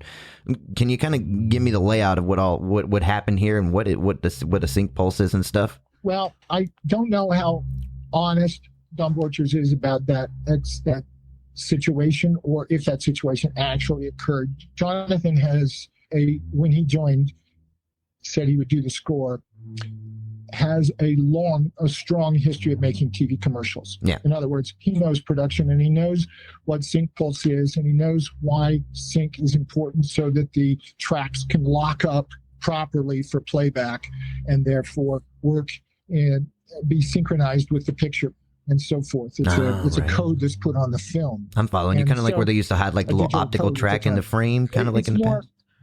Yeah, it's time code. All right. And so I'm pretty sure he knew what he was doing. Where it may have gone wrong is some of the recordings were not adequately coded. The time code was off. So when we got to the mixing step or stage, where you're spending $500 or $800 an hour, and you don't get sync between picture and sound or music, now we have a problem because things are slipping and it's out of sync and it's wrong, and you can't record the final product that way. So that may be his reference. But I know it was something that was handled. It was a little, maybe a hiccup, but it wasn't anything that was, oh my gosh, that's it, our careers are over. No, I don't recall that. Well, and Jonathan was so cool. He worked 24 hours a day to do the right thing. So he corrected whatever went wrong. Well, I mean, the soundtrack has become timeless now, and it fits the film like, to a T. And before we turn over to Tough Turf, I do want to ask, like, so with Children of the Corn, trying to put it in a time frame perspective, when it originally came out and the premieres and things of that, how was that received? And did it garner more of this cult attraction as time went? How did that change the way that the film was perceived? Well, it's funny, and films are, at that time, what I made and went after, I wanted to make a genre film. I wanted to make a film for a particular type of audience member, someone who I knew would appreciate this stuff. I wanted to make a B-level movie. I wanted to make an homage to the B-level type of films.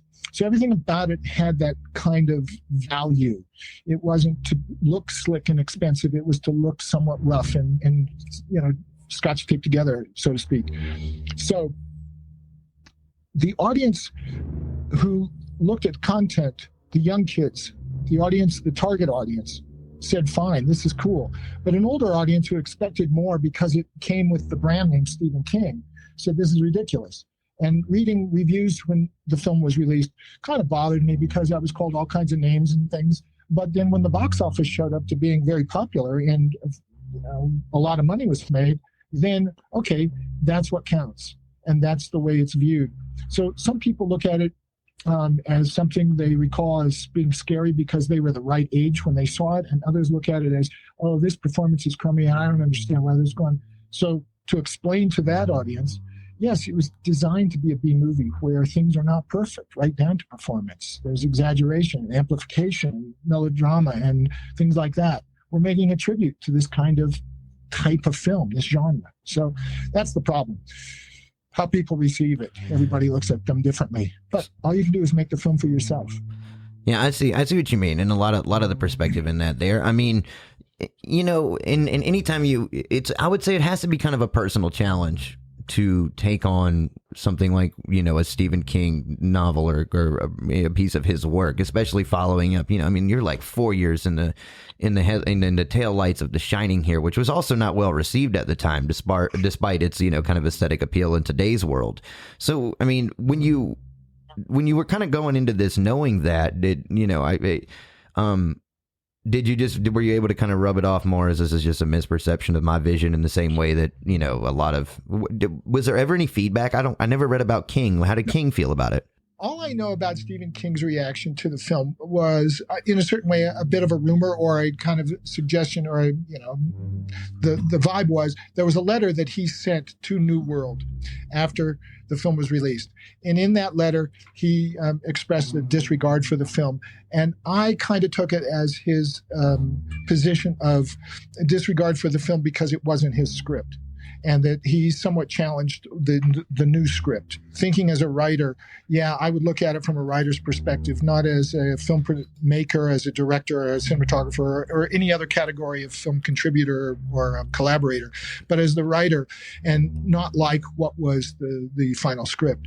So I understood he didn't like it. However, in the years that followed, it's Stephen King. He's turned into an industry. He's the guy. He's everything. Our production designer, Craig Stearns, became his favorite production designer on a number of films that he licensed to television and to other producers. Part of the deal was Craig Stearns would be the production designer. So Stephen King dictated that our production designer continue and work on his other films. So there was some good that came out of it. And, you applaud him for that. What films were they? Oh, Craig did things like Tommy Knockers and a series on a King TV series that had like 7 episodes or so. You'll have to look up Craig's CV and see what his credits are. All right, I'll check it out. In talking with Craig over the years, he's mentioned, I got another Stephen King movie, that kind of stuff. Oh, okay. So this became like a long running thing for him then. Like, yeah. All right. Yeah. And Craig's great. Well, Great guy. the next film you completed. Let's go to TUFF TURF here. Your old classic TUFF TURF with James Spader and Robert Downey Jr. Very young here. A lot of this same crew though. You and Borchers and Kirby. You all go to work on this film together, right? And so. It was there, because New World also did Under the Boardwalk. Is there like a contract, or are you hired on with New World at this point? How did all this come to fruition? Well, Donald Borchers is a man of opportunity. I'll put it that way. He sees opportunity and he finds ways to wedge greatness for himself, or make sure that everything works properly in certain ways. And that makes for a good producer many times, I must say. When it came around, the success of the first film, or rather, when the invitation to make the film started, and we were these, Kirby and I were these up-and-coming hot TV commercial guys, Donald went to bat at the studio and organized a 3-picture deal for us. Okay. That kind of thing. Yeah, well, I'm that's following. Very nice. He kind of held out that carrot, and we said, well, we can make more than one. That sounds really cool. So, let's do that. So, immediately, when box office numbers started to come in, Donald approached the studio executives and said, I have another film that Fritz would like to do. And I wasn't sure of the whole film itself, but it was a Romeo and Juliet based kind of thing, which I always enjoyed, kind of a West Side Story, which is one of my favorite films. And so they said, let's do it. Let's put the team together. Kirby didn't join in. There was some financial issues that kept him away from it. That is, money and these kind of things. Donald wanted to be the full producer at this point. Okay. And so, like I said, opportunity. And so I went with Donald to do that film. And again, same casting people we trusted. Craig Stearns, production designer. A different editor. This time it was my good friend from TV commercials that I used to make the little late night explorations with, put it that way, experiments. Yeah. He became the editor, Mark Grossman. Cinematographer was a guy I worked with in TV commercials, Willy Carant, whose father was a famous French cinematographer, and Willy had won the French César for a Volker Schlorendorf film he did. I mean, he was a really important cinematographer, and he understood what I wanted to do. But I also got to meet a camera operator, Elliot Davis, who is now major cinematographer for Michelle Pfeiffer films and all kinds of really cool films. Oh, okay, wow. And so, you take the people you trust and you work with and you bring them on, and if they can't, are not interested, you find someone that is really cool, and that's the way that film grew, TUFF TURF. Well, I've read there was some back and forth between direction and production as to the approach in making TUFF TURF. What happened? Well, Ray, you're so kind to say back and forth. Yeah, there was definitely like a lot of like in the research. It was like, okay, there was not a lot of agreement. It like somebody actually posted, there was a Reddit post about it, right? And at the bottom of the Reddit post, they summarized it that it was too long, and it said the producer, or said people wanted to make the movie and the producer wouldn't let it happen. Was how it was described. Is that accurate? Like what goes on? Because I mean, I know you even say with Borchers, like his name's all over it's Borchers production, everything. How's this play out? Wow, the man of opportunity approach. When you get some success, you expand your brand in Hollywood and you become more important. And that's the way careers are made. You get more visibility and you take on more responsibility, whether you actually did the particular job or not. But you present yourself in a way that looks really good. And Don was very good at that. And so Donald's strength discovered on that film was really in the financial budgeting area. He's not a really strong creative guy. He's got maybe at the time he had okay ideas. I don't know what he's all about today, but he contributed creatively. But because he had a position of studio, representative, but somehow at the same time producer. There was a lot of dictation. This is the way it has to be done. But I would argue with those because my aesthetic is different. I didn't believe that some of the ideas that he wanted to create from this idea he had about a life change for a family, relocated to a different class and culture, was exactly the same. I didn't agree with some of the ideas, and so we would have discussions about it, and it came into stopping things, and I didn't want to do this and that. And in the end, his approach to accounting started to dictate how we would and what we could make in the film. So the story fell to the side for the benefits of staying on budget, which is not the way to tell a story. Stories are discovered many times, and you must provide those elements to continue the discovery, to fulfill the needs of the narrative. And when you financially can't afford to do it, you have a hole in your story. And that's what happened. We come to the end of the film. We've done this great fight between our hero and the antagonist. Yeah. And now we need to resolve and show the transformation of our hero. It's standard dialectic of the Aristotelian approach to drama. Yes. No, Don says, we're out of money. That's it. Wrap party. So, whoa. Wait. We have no ending. So the hero beats the guy up, but you don't resolve things. So, so you're talking like right at the end when he cuts, like when it cuts from the final scene just to them walking right into the bar, very kind of just, you feel like that's a big compromise for the film there. Oh, it's huge. And it was a creative decision that I answered. And I use that word strongly. I imagined a solution for this lopsided choice, which was we needed to pick up some shots in what we called Club 60s, which was the old Schwab's very famous drugstore on Sunset Boulevard. Okay. It had gone out of business, so we converted it into a nightclub. That's the old Lana Turner story. And, it's a history of Hollywood, and we got to go in there and shoot. It was really cool. And so my favorite band at the time was the band that performs in the film. And we had to do these pickup shots. So I said, okay, what we'll do is we'll get the kids to play as if they're the band members, and we'll just do this, and it'll be this. March them out with music theory I have about cinema. When you go into a film, you want to be entertained by the overture, and it puts you in the mood for what you will see. Kind of gives you the temperament of reception. At the same time, you want to do the same when the audience goes out. Give them a march out music. Give them a temperament to then carry out into the street wherever they're going.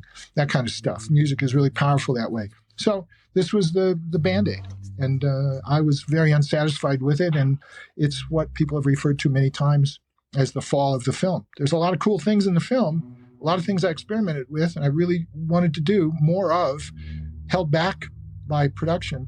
But then when it comes to the end, it's unfulfilling. I could see what you mean because going through it, I remember watching it, and I revisited it again recently. Was it paces well and it largely is kind of a good film. But you're right, at the end, the way that it cuts, it almost leaves it in a shallow kind of area. Which I mean, that's sort of commonplace to some of those movies at the time. But then in the same, I could see as a creative frustration. Yeah, that would be something that would be unsettling in my stomach. Yeah. Now, in the words of Menachem Golan, the famous guy that ran Canon films in the years, I got their $5. The hell with them.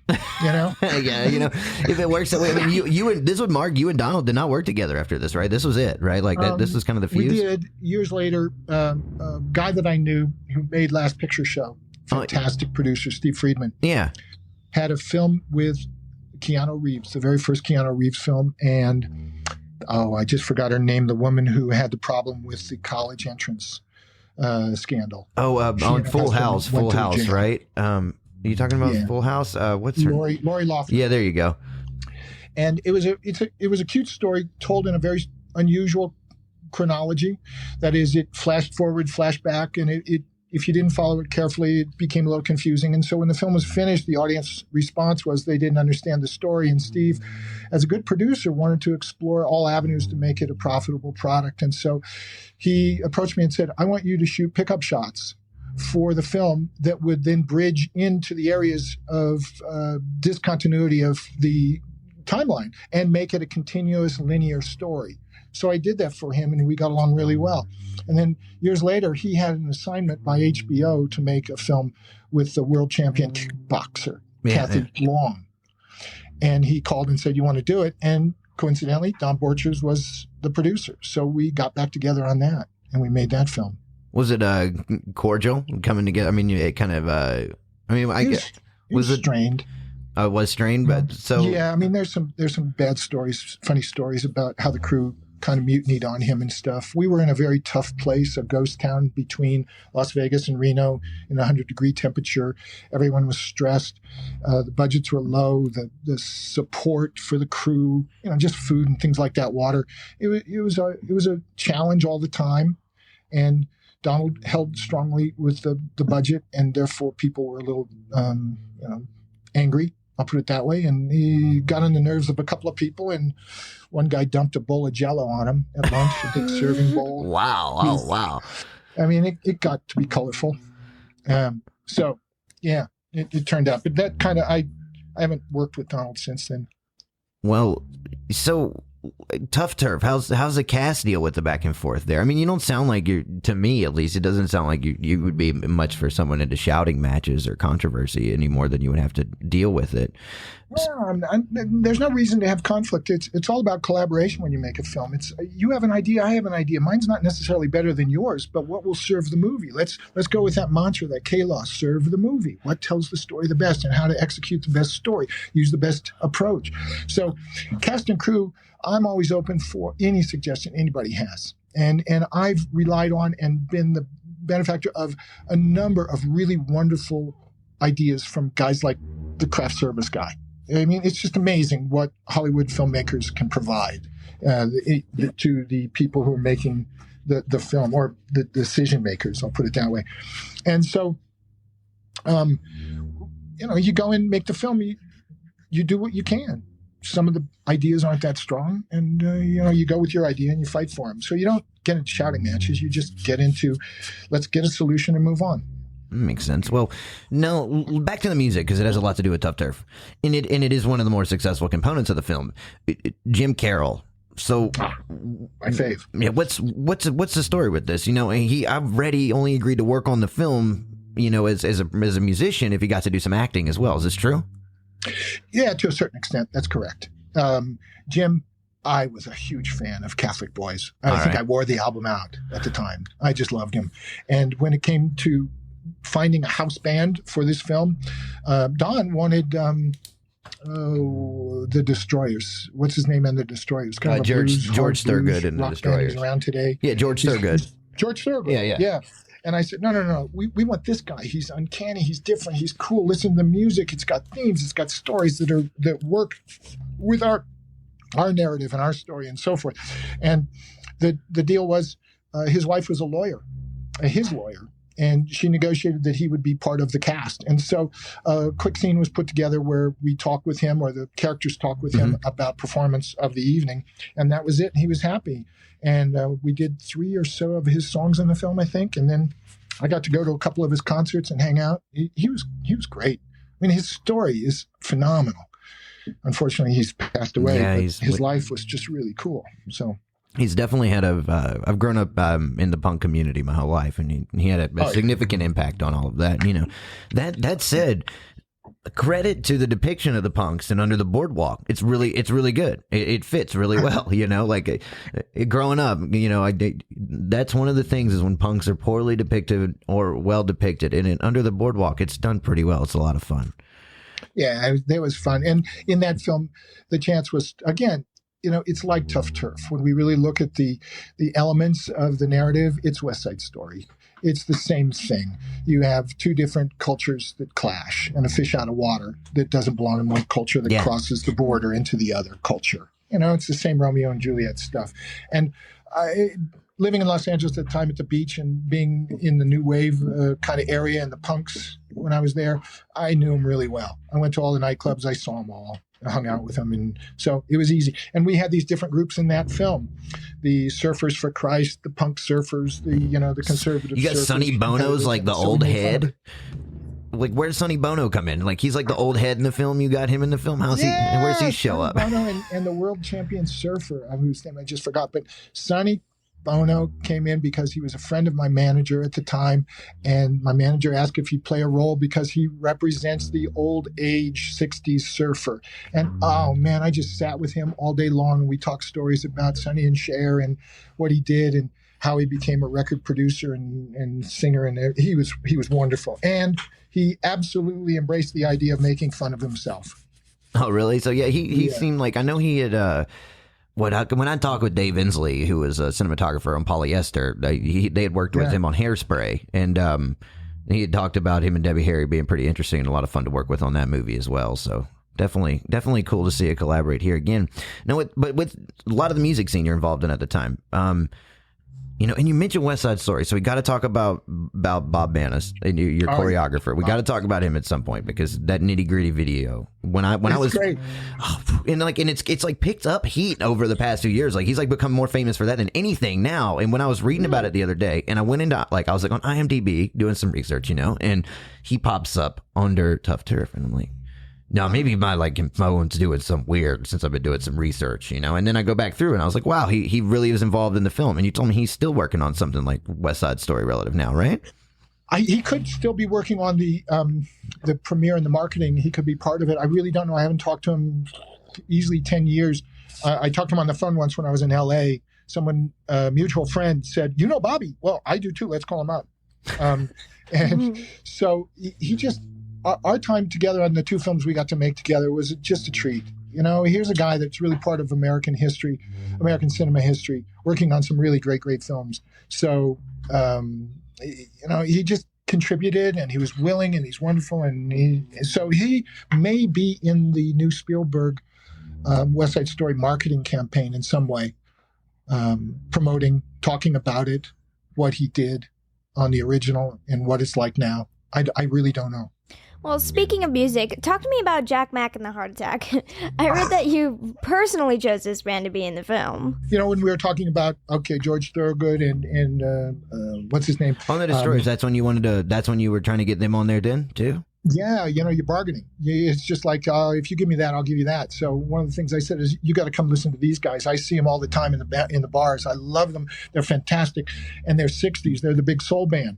So if we do Club 60s, they are the perfect fit to give us that soul sound, which is a variation on the music qualities, the fabric of the music score through the whole film. Yeah, lots of energy. Musical landscape. And they provided, and they were cool. And that's what they wore. Those guys wore uniforms in their performances around town, and they had the full big brass section and that kind of stuff, and they were good. So yeah, that's what they did. It was there. Did they do? This is just a curious question. Did they complete the Green Onions cover that was originally done by Booker T and the MGs because of a licensing thing, or was this a creative thing? How'd this play out? I think, well, first of all, it's an editorial choice in the process of narrative construction. All right. The scene ends, they start another song as if the night continues, and our characters go elsewhere. So we didn't need to have the whole song played, only the first maybe 16 or 24 bars of the song, and then we're done. But you reuse it again in the locker room right before Spader gets beat up, remember? Because he's talking, this is a good tune when it's playing in the locker room. Yeah, I think it was just brought it back to use more of it, but all we had, I think, recorded was the first part. Of course, they went in the studio and they did the whole song. So we recorded, we got the licensing rights for a redo on the song from whoever did it first, Booker T or whatever it was. And it could be on the album. No, it is on the soundtrack. It is on the complete song is on the soundtrack. Yeah. But in terms of being in the film, it became cutting room floor kind of, this is how the story's going. We've got to move along, so we don't need any more. I have to know, did Robert Downey Jr. really play any of the drum parts in the movie? Oh, I don't know. He was very coordinated, and it looked like he did, but it was all done to playback, so there was no recording of him in a studio doing those particular things. He did it to playback from Jim Carroll's recordings that we used. And he was great. Yeah, he dug the whole idea. I gave him my drums to play with, and he rejected those. So really? Really? Go out and get a better set of drums. He wanted a specific type of drums. All right, now I'm thinking he was taking this pretty serious. And no, he was. Oh, he was a wild guy. I just love Bobby. You know, we got along so well. His casting audition was for the lead role, the Jim Spader role. Yeah. He did it in New York, and I just laughed and said, "What is this guy kidding? He's not tough. He's not mean. He's not preppy. He's none of the qualities. He's a funny sidekick. He is the foil for our hero, the partner. Give him the job. That's it. There's no question." And plus, his dad was Robert Downey. Yeah. Putney Swope. Well, he's another credited guy. in the film as Robert Downey too. That was before he had the tag there at the end. He he had some issues in life at that age he was facing, and one of the things I think was identity. And so Robert was different than he didn't want to be called Bob.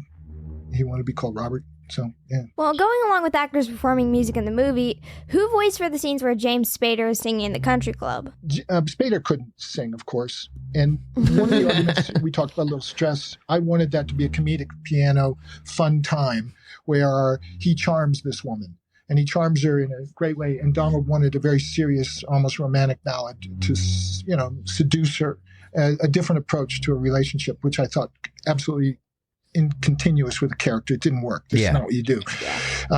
It's the same old thing all the time. What you got to do is do a new element to a character. And so when we hunted for a voice double, and in New York when we were doing the sound work and some sound work, we were able to connect with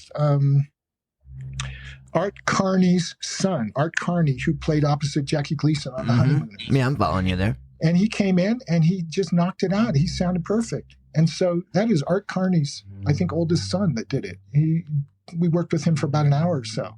It was wonderful. That just knocked it out. That's pretty wild. That's kind of a cool little Easter egg, though. That's nice to know. I hadn't heard that. Now, but check. So in the raw footage, though, does Spader does he sing along with the soundtrack, or this had already been filmed from the way you describe it? So did he try to sing it? I think he did voice just to keep a reality to speaking the words, so that when we went back to redub or overdub or revoice him, we had a guide track. So I believe he did that. Yeah. All right, that makes sense. So he could kind of follow his mouth, make sure everything's in sync. Yeah, and you can hear inflection and tonality and all that kind of stuff, and it helps a re-performance work. I was going to say, because I've read that, and I don't have the experience to back it, but I've read that ADR can be a nightmare, and when I was watching that scene, it's pulled off really well. I mean, especially for the time frame, it matches. It works. Yeah. Well, that's Mark Grossman, the butter knife, I called him, the editor. He was able to keep the synchronicity perfect on that and make everything work, and to go to X number of frames exactly before having sync fall out or the continuity mismatches happen, and then go to a cutaway angle or something. Mark is just an exceptionally sharp editor when it comes to those details. Well, so yeah. When you audio editing, the legend has it that somebody recorded over some scenes or something. Is this true? This really happened? Yeah, that was one of those problems, and that was not magic happens with mistakes. That was just a calamity. We had a original sound recordist, production recordist, who had some issues with tax bills. I'll put them that way, and took on another job while he was working for us during the day. We didn't know he had a night job, and he would spend 24 hours, 22 hours a day working, and he fell asleep and was not on his game, and took the roll of tape that had been recorded and reloaded it into the machine and used it as the stock on which the new scene was recorded, and we lost a couple of scenes. We had a couple of problems like that where the film didn't work. The mechanics, the technology wasn't perfect, and so we had to make the film with what we had, and the scene worked the way Mark put it together. It was band-aided, but yeah, that was really too bad. It was a real sad thing. This guy was just stressed. After your work on TUFF TURF, it seems like the production crew began going their own ways. How did TUFF TURF change your career?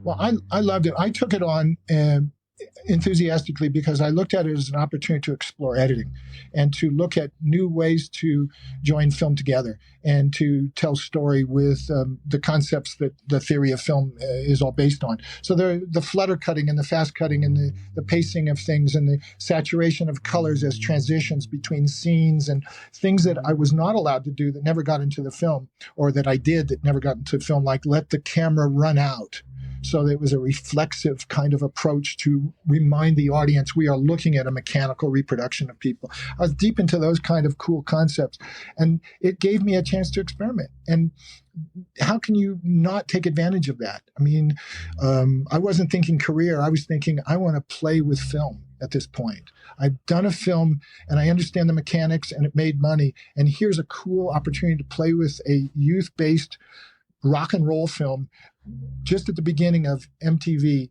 and we'll use it as a big rock video and flash around. And so again, it was just trying things, and it helped. It really did teach me a lot of stuff.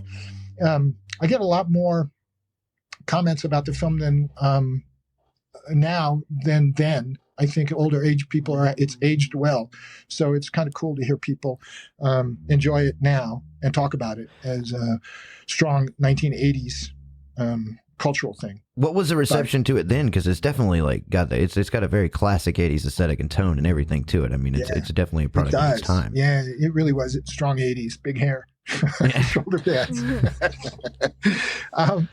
At the time, it was kind of a mixed thing. It was cool, but where's the narrative? It missed the essential transformation of the character.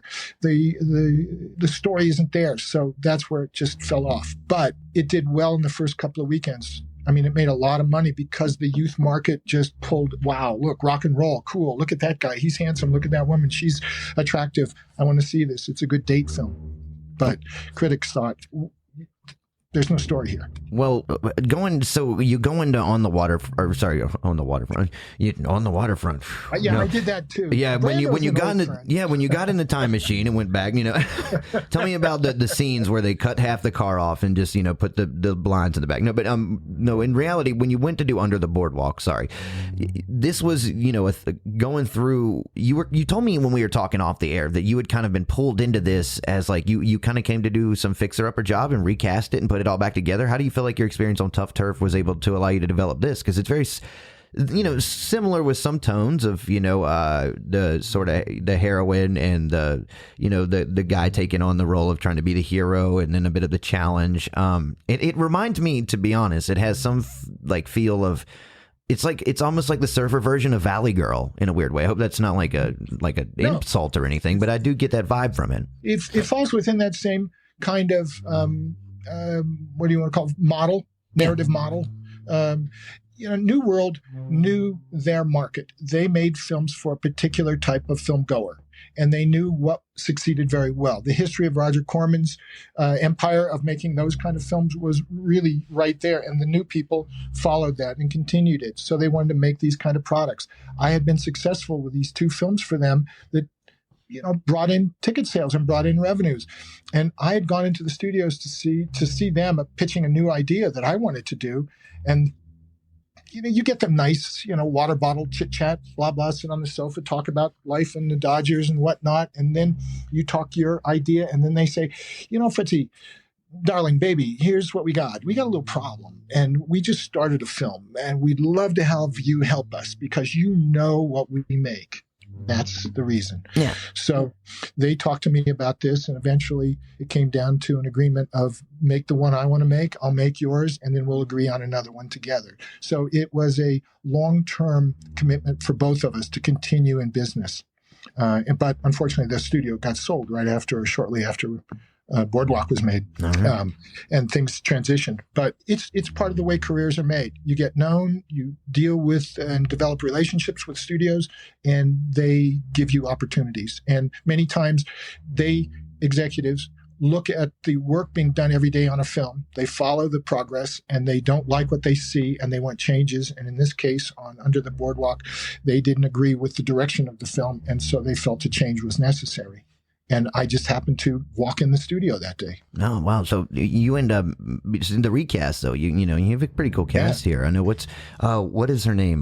Danielle, her last name is Von Zernick. Yeah, she was just coming off La Bamba right after this one. La Bamba was a big one. And you have Keith Coogan, Jackie Coogan's grandson. So you had a pretty cool cast to work with. How about the vernacular? Was that natural to you? Because I know, it's very surfer Yeah, Surfer. it was SoCal, baby. All Yeah, right, it was all right. SoCal, new Porsche.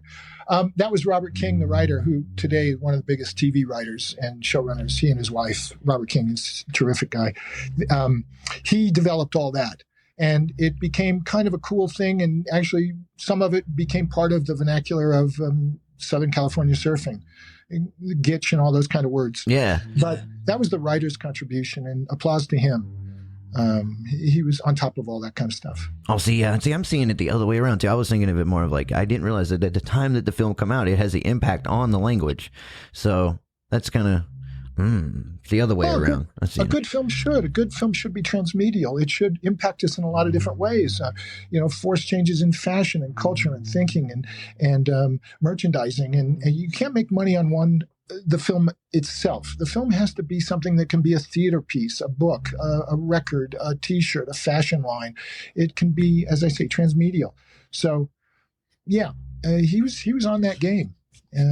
It was just part of building character, really, for him. I don't think anybody thought it would be that impactful, but it can.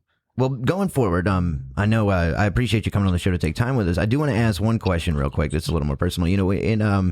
In Story Beat with Steve Cooten, you both talked about the essence of what it is to be a filmmaker, and a lot of the back and forth. I know you're an educator, correct? Yes, I joined the academy and taught university film courses. Started them, yeah.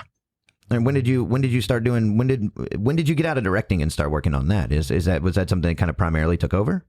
I never really left directing. I just looked at the opportunities of making many films and inspiring other people to become filmmakers and develop their abilities to tell story and to become better educated. Really, if I detail it, if I condense it, distill it, I'd say to become better critical thinkers through the process of making film. And so I was talked into moving to Oklahoma, where in the year 2000, 1999, the state wanted to develop a new industry to help the industries that were already there and the economy build and grow and recover from some of the things they had suffered in the previous 10 years. One of them was the film industry. And a good friend of mine at the time, still is, Gray Fredrickson, who produced The Godfathers and Apocalypse Now.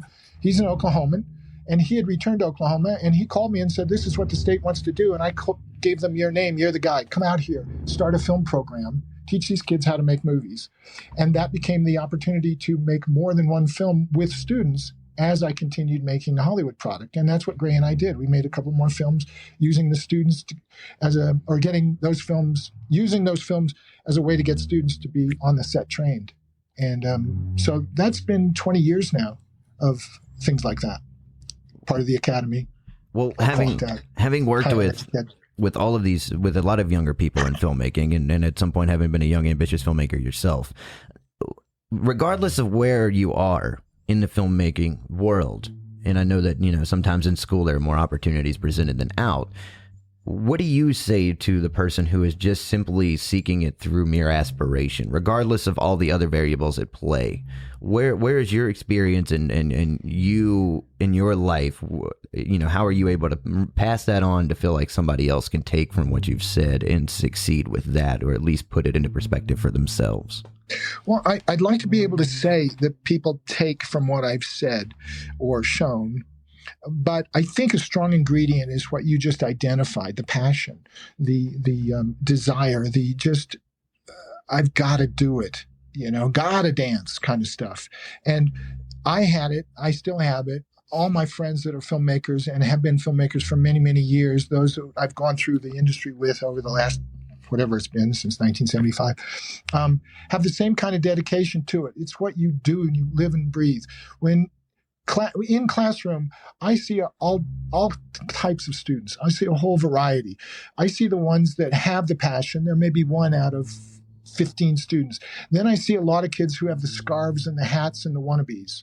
And then you see the ones that have studied the studies sides of things, and they have a great vocabulary of terminology and French filmmaking technique. Yes. But it takes that passion to utilize all the things that you get the opportunity to touch when you go through education, film education. You can't just say you are a director or an actor. You've got to do all of it. And so that's the passion. That's why I say I'm glad you pointed that out. It's a key ingredient in how to become a filmmaker and learn how to critically look at something and critically hear something. Listen to it. All right.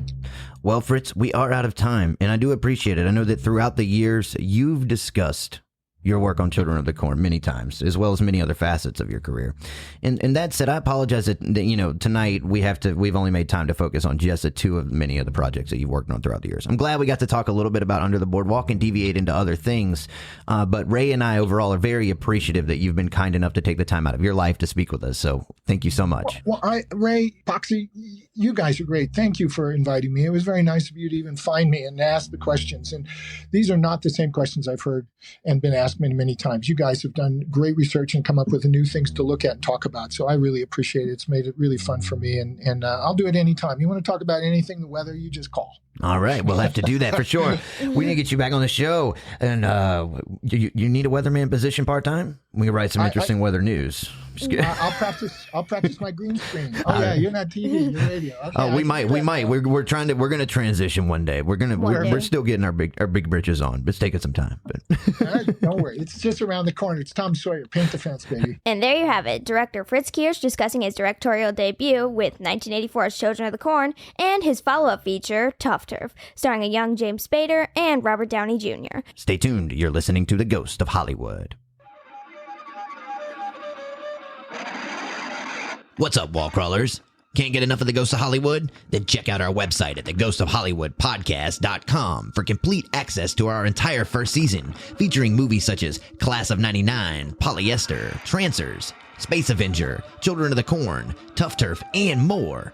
Each episode is packed with all kinds of great film history told by the movie makers themselves, so be sure to check it out now. Local to Portland, listen in late night from 3 to 5:30 a.m. every other Friday on KBOO 90.7 FM Portland, or stream the show live from the station's website at kboo.fm. Stay tuned because we'll be back with more from the Ghost of Hollywood.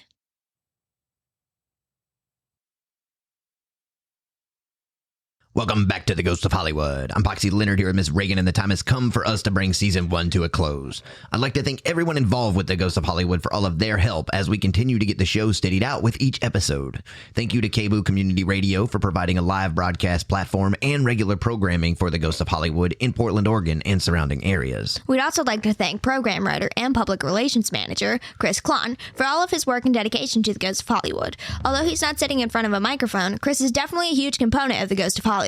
Thanks to Jesse Garcia as well for his hard work on the wild sounds that live behind Reagan and I throughout the program.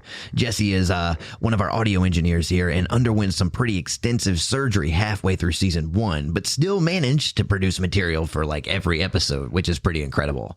Also, thanks to Beth Flannery for her work coordinating and keeping Reagan and I on schedule while we both go 1,000 directions simultaneously. And last and very, very least, I'd also like to thank you, Poxy, for all of the hard work you've done here at The Ghost of Hollywood. Well, fine. More I have to say to you. Because you know what, Reagan? I almost found it in my heart to say the exact same thing. Yeah, I hear ya. We will begin Season 2 in October with our annual Halloween special, but until then, you can visit our website at theghostofhollywoodpodcast.com to check out all of the episodes made available during Season 1. We spoke with Dave Inslee about his work on John Waters' film Polyester. C. Courtney Joyner sat down to talk with us about his work on the Class of 1999. Danny Bilson visited the show to talk about Trancers and his career with Paul DeMeo. Richard W. Haynes went deep with us on the history of Technicolor and the dye transfer process, which he used to develop his 1989 film Alien Space Avenger. Kristen Folk of Portland's very own Hollywood Theater highlighted some of their pandemic programs, her work career with the theater, and the theater's history. Side note, Hollywood Theater is open again and showing movies. So if you're in Portland, you better get on that stat. Funny you mention that. I missed the window for the Space Odyssey tickets. It really sounds like something you would do, Poxy. Huge crocodile tears on that one. But hey, there's always, hopefully, maybe a next time. Anyway, that'll wrap up our first season here on The Ghost of Hollywood. We will see you in the fall with more lights, camera, and action. But until then, it's time to take a walk on the wild side, baby, because it is summertime. Until next time, everybody, good morning and good night.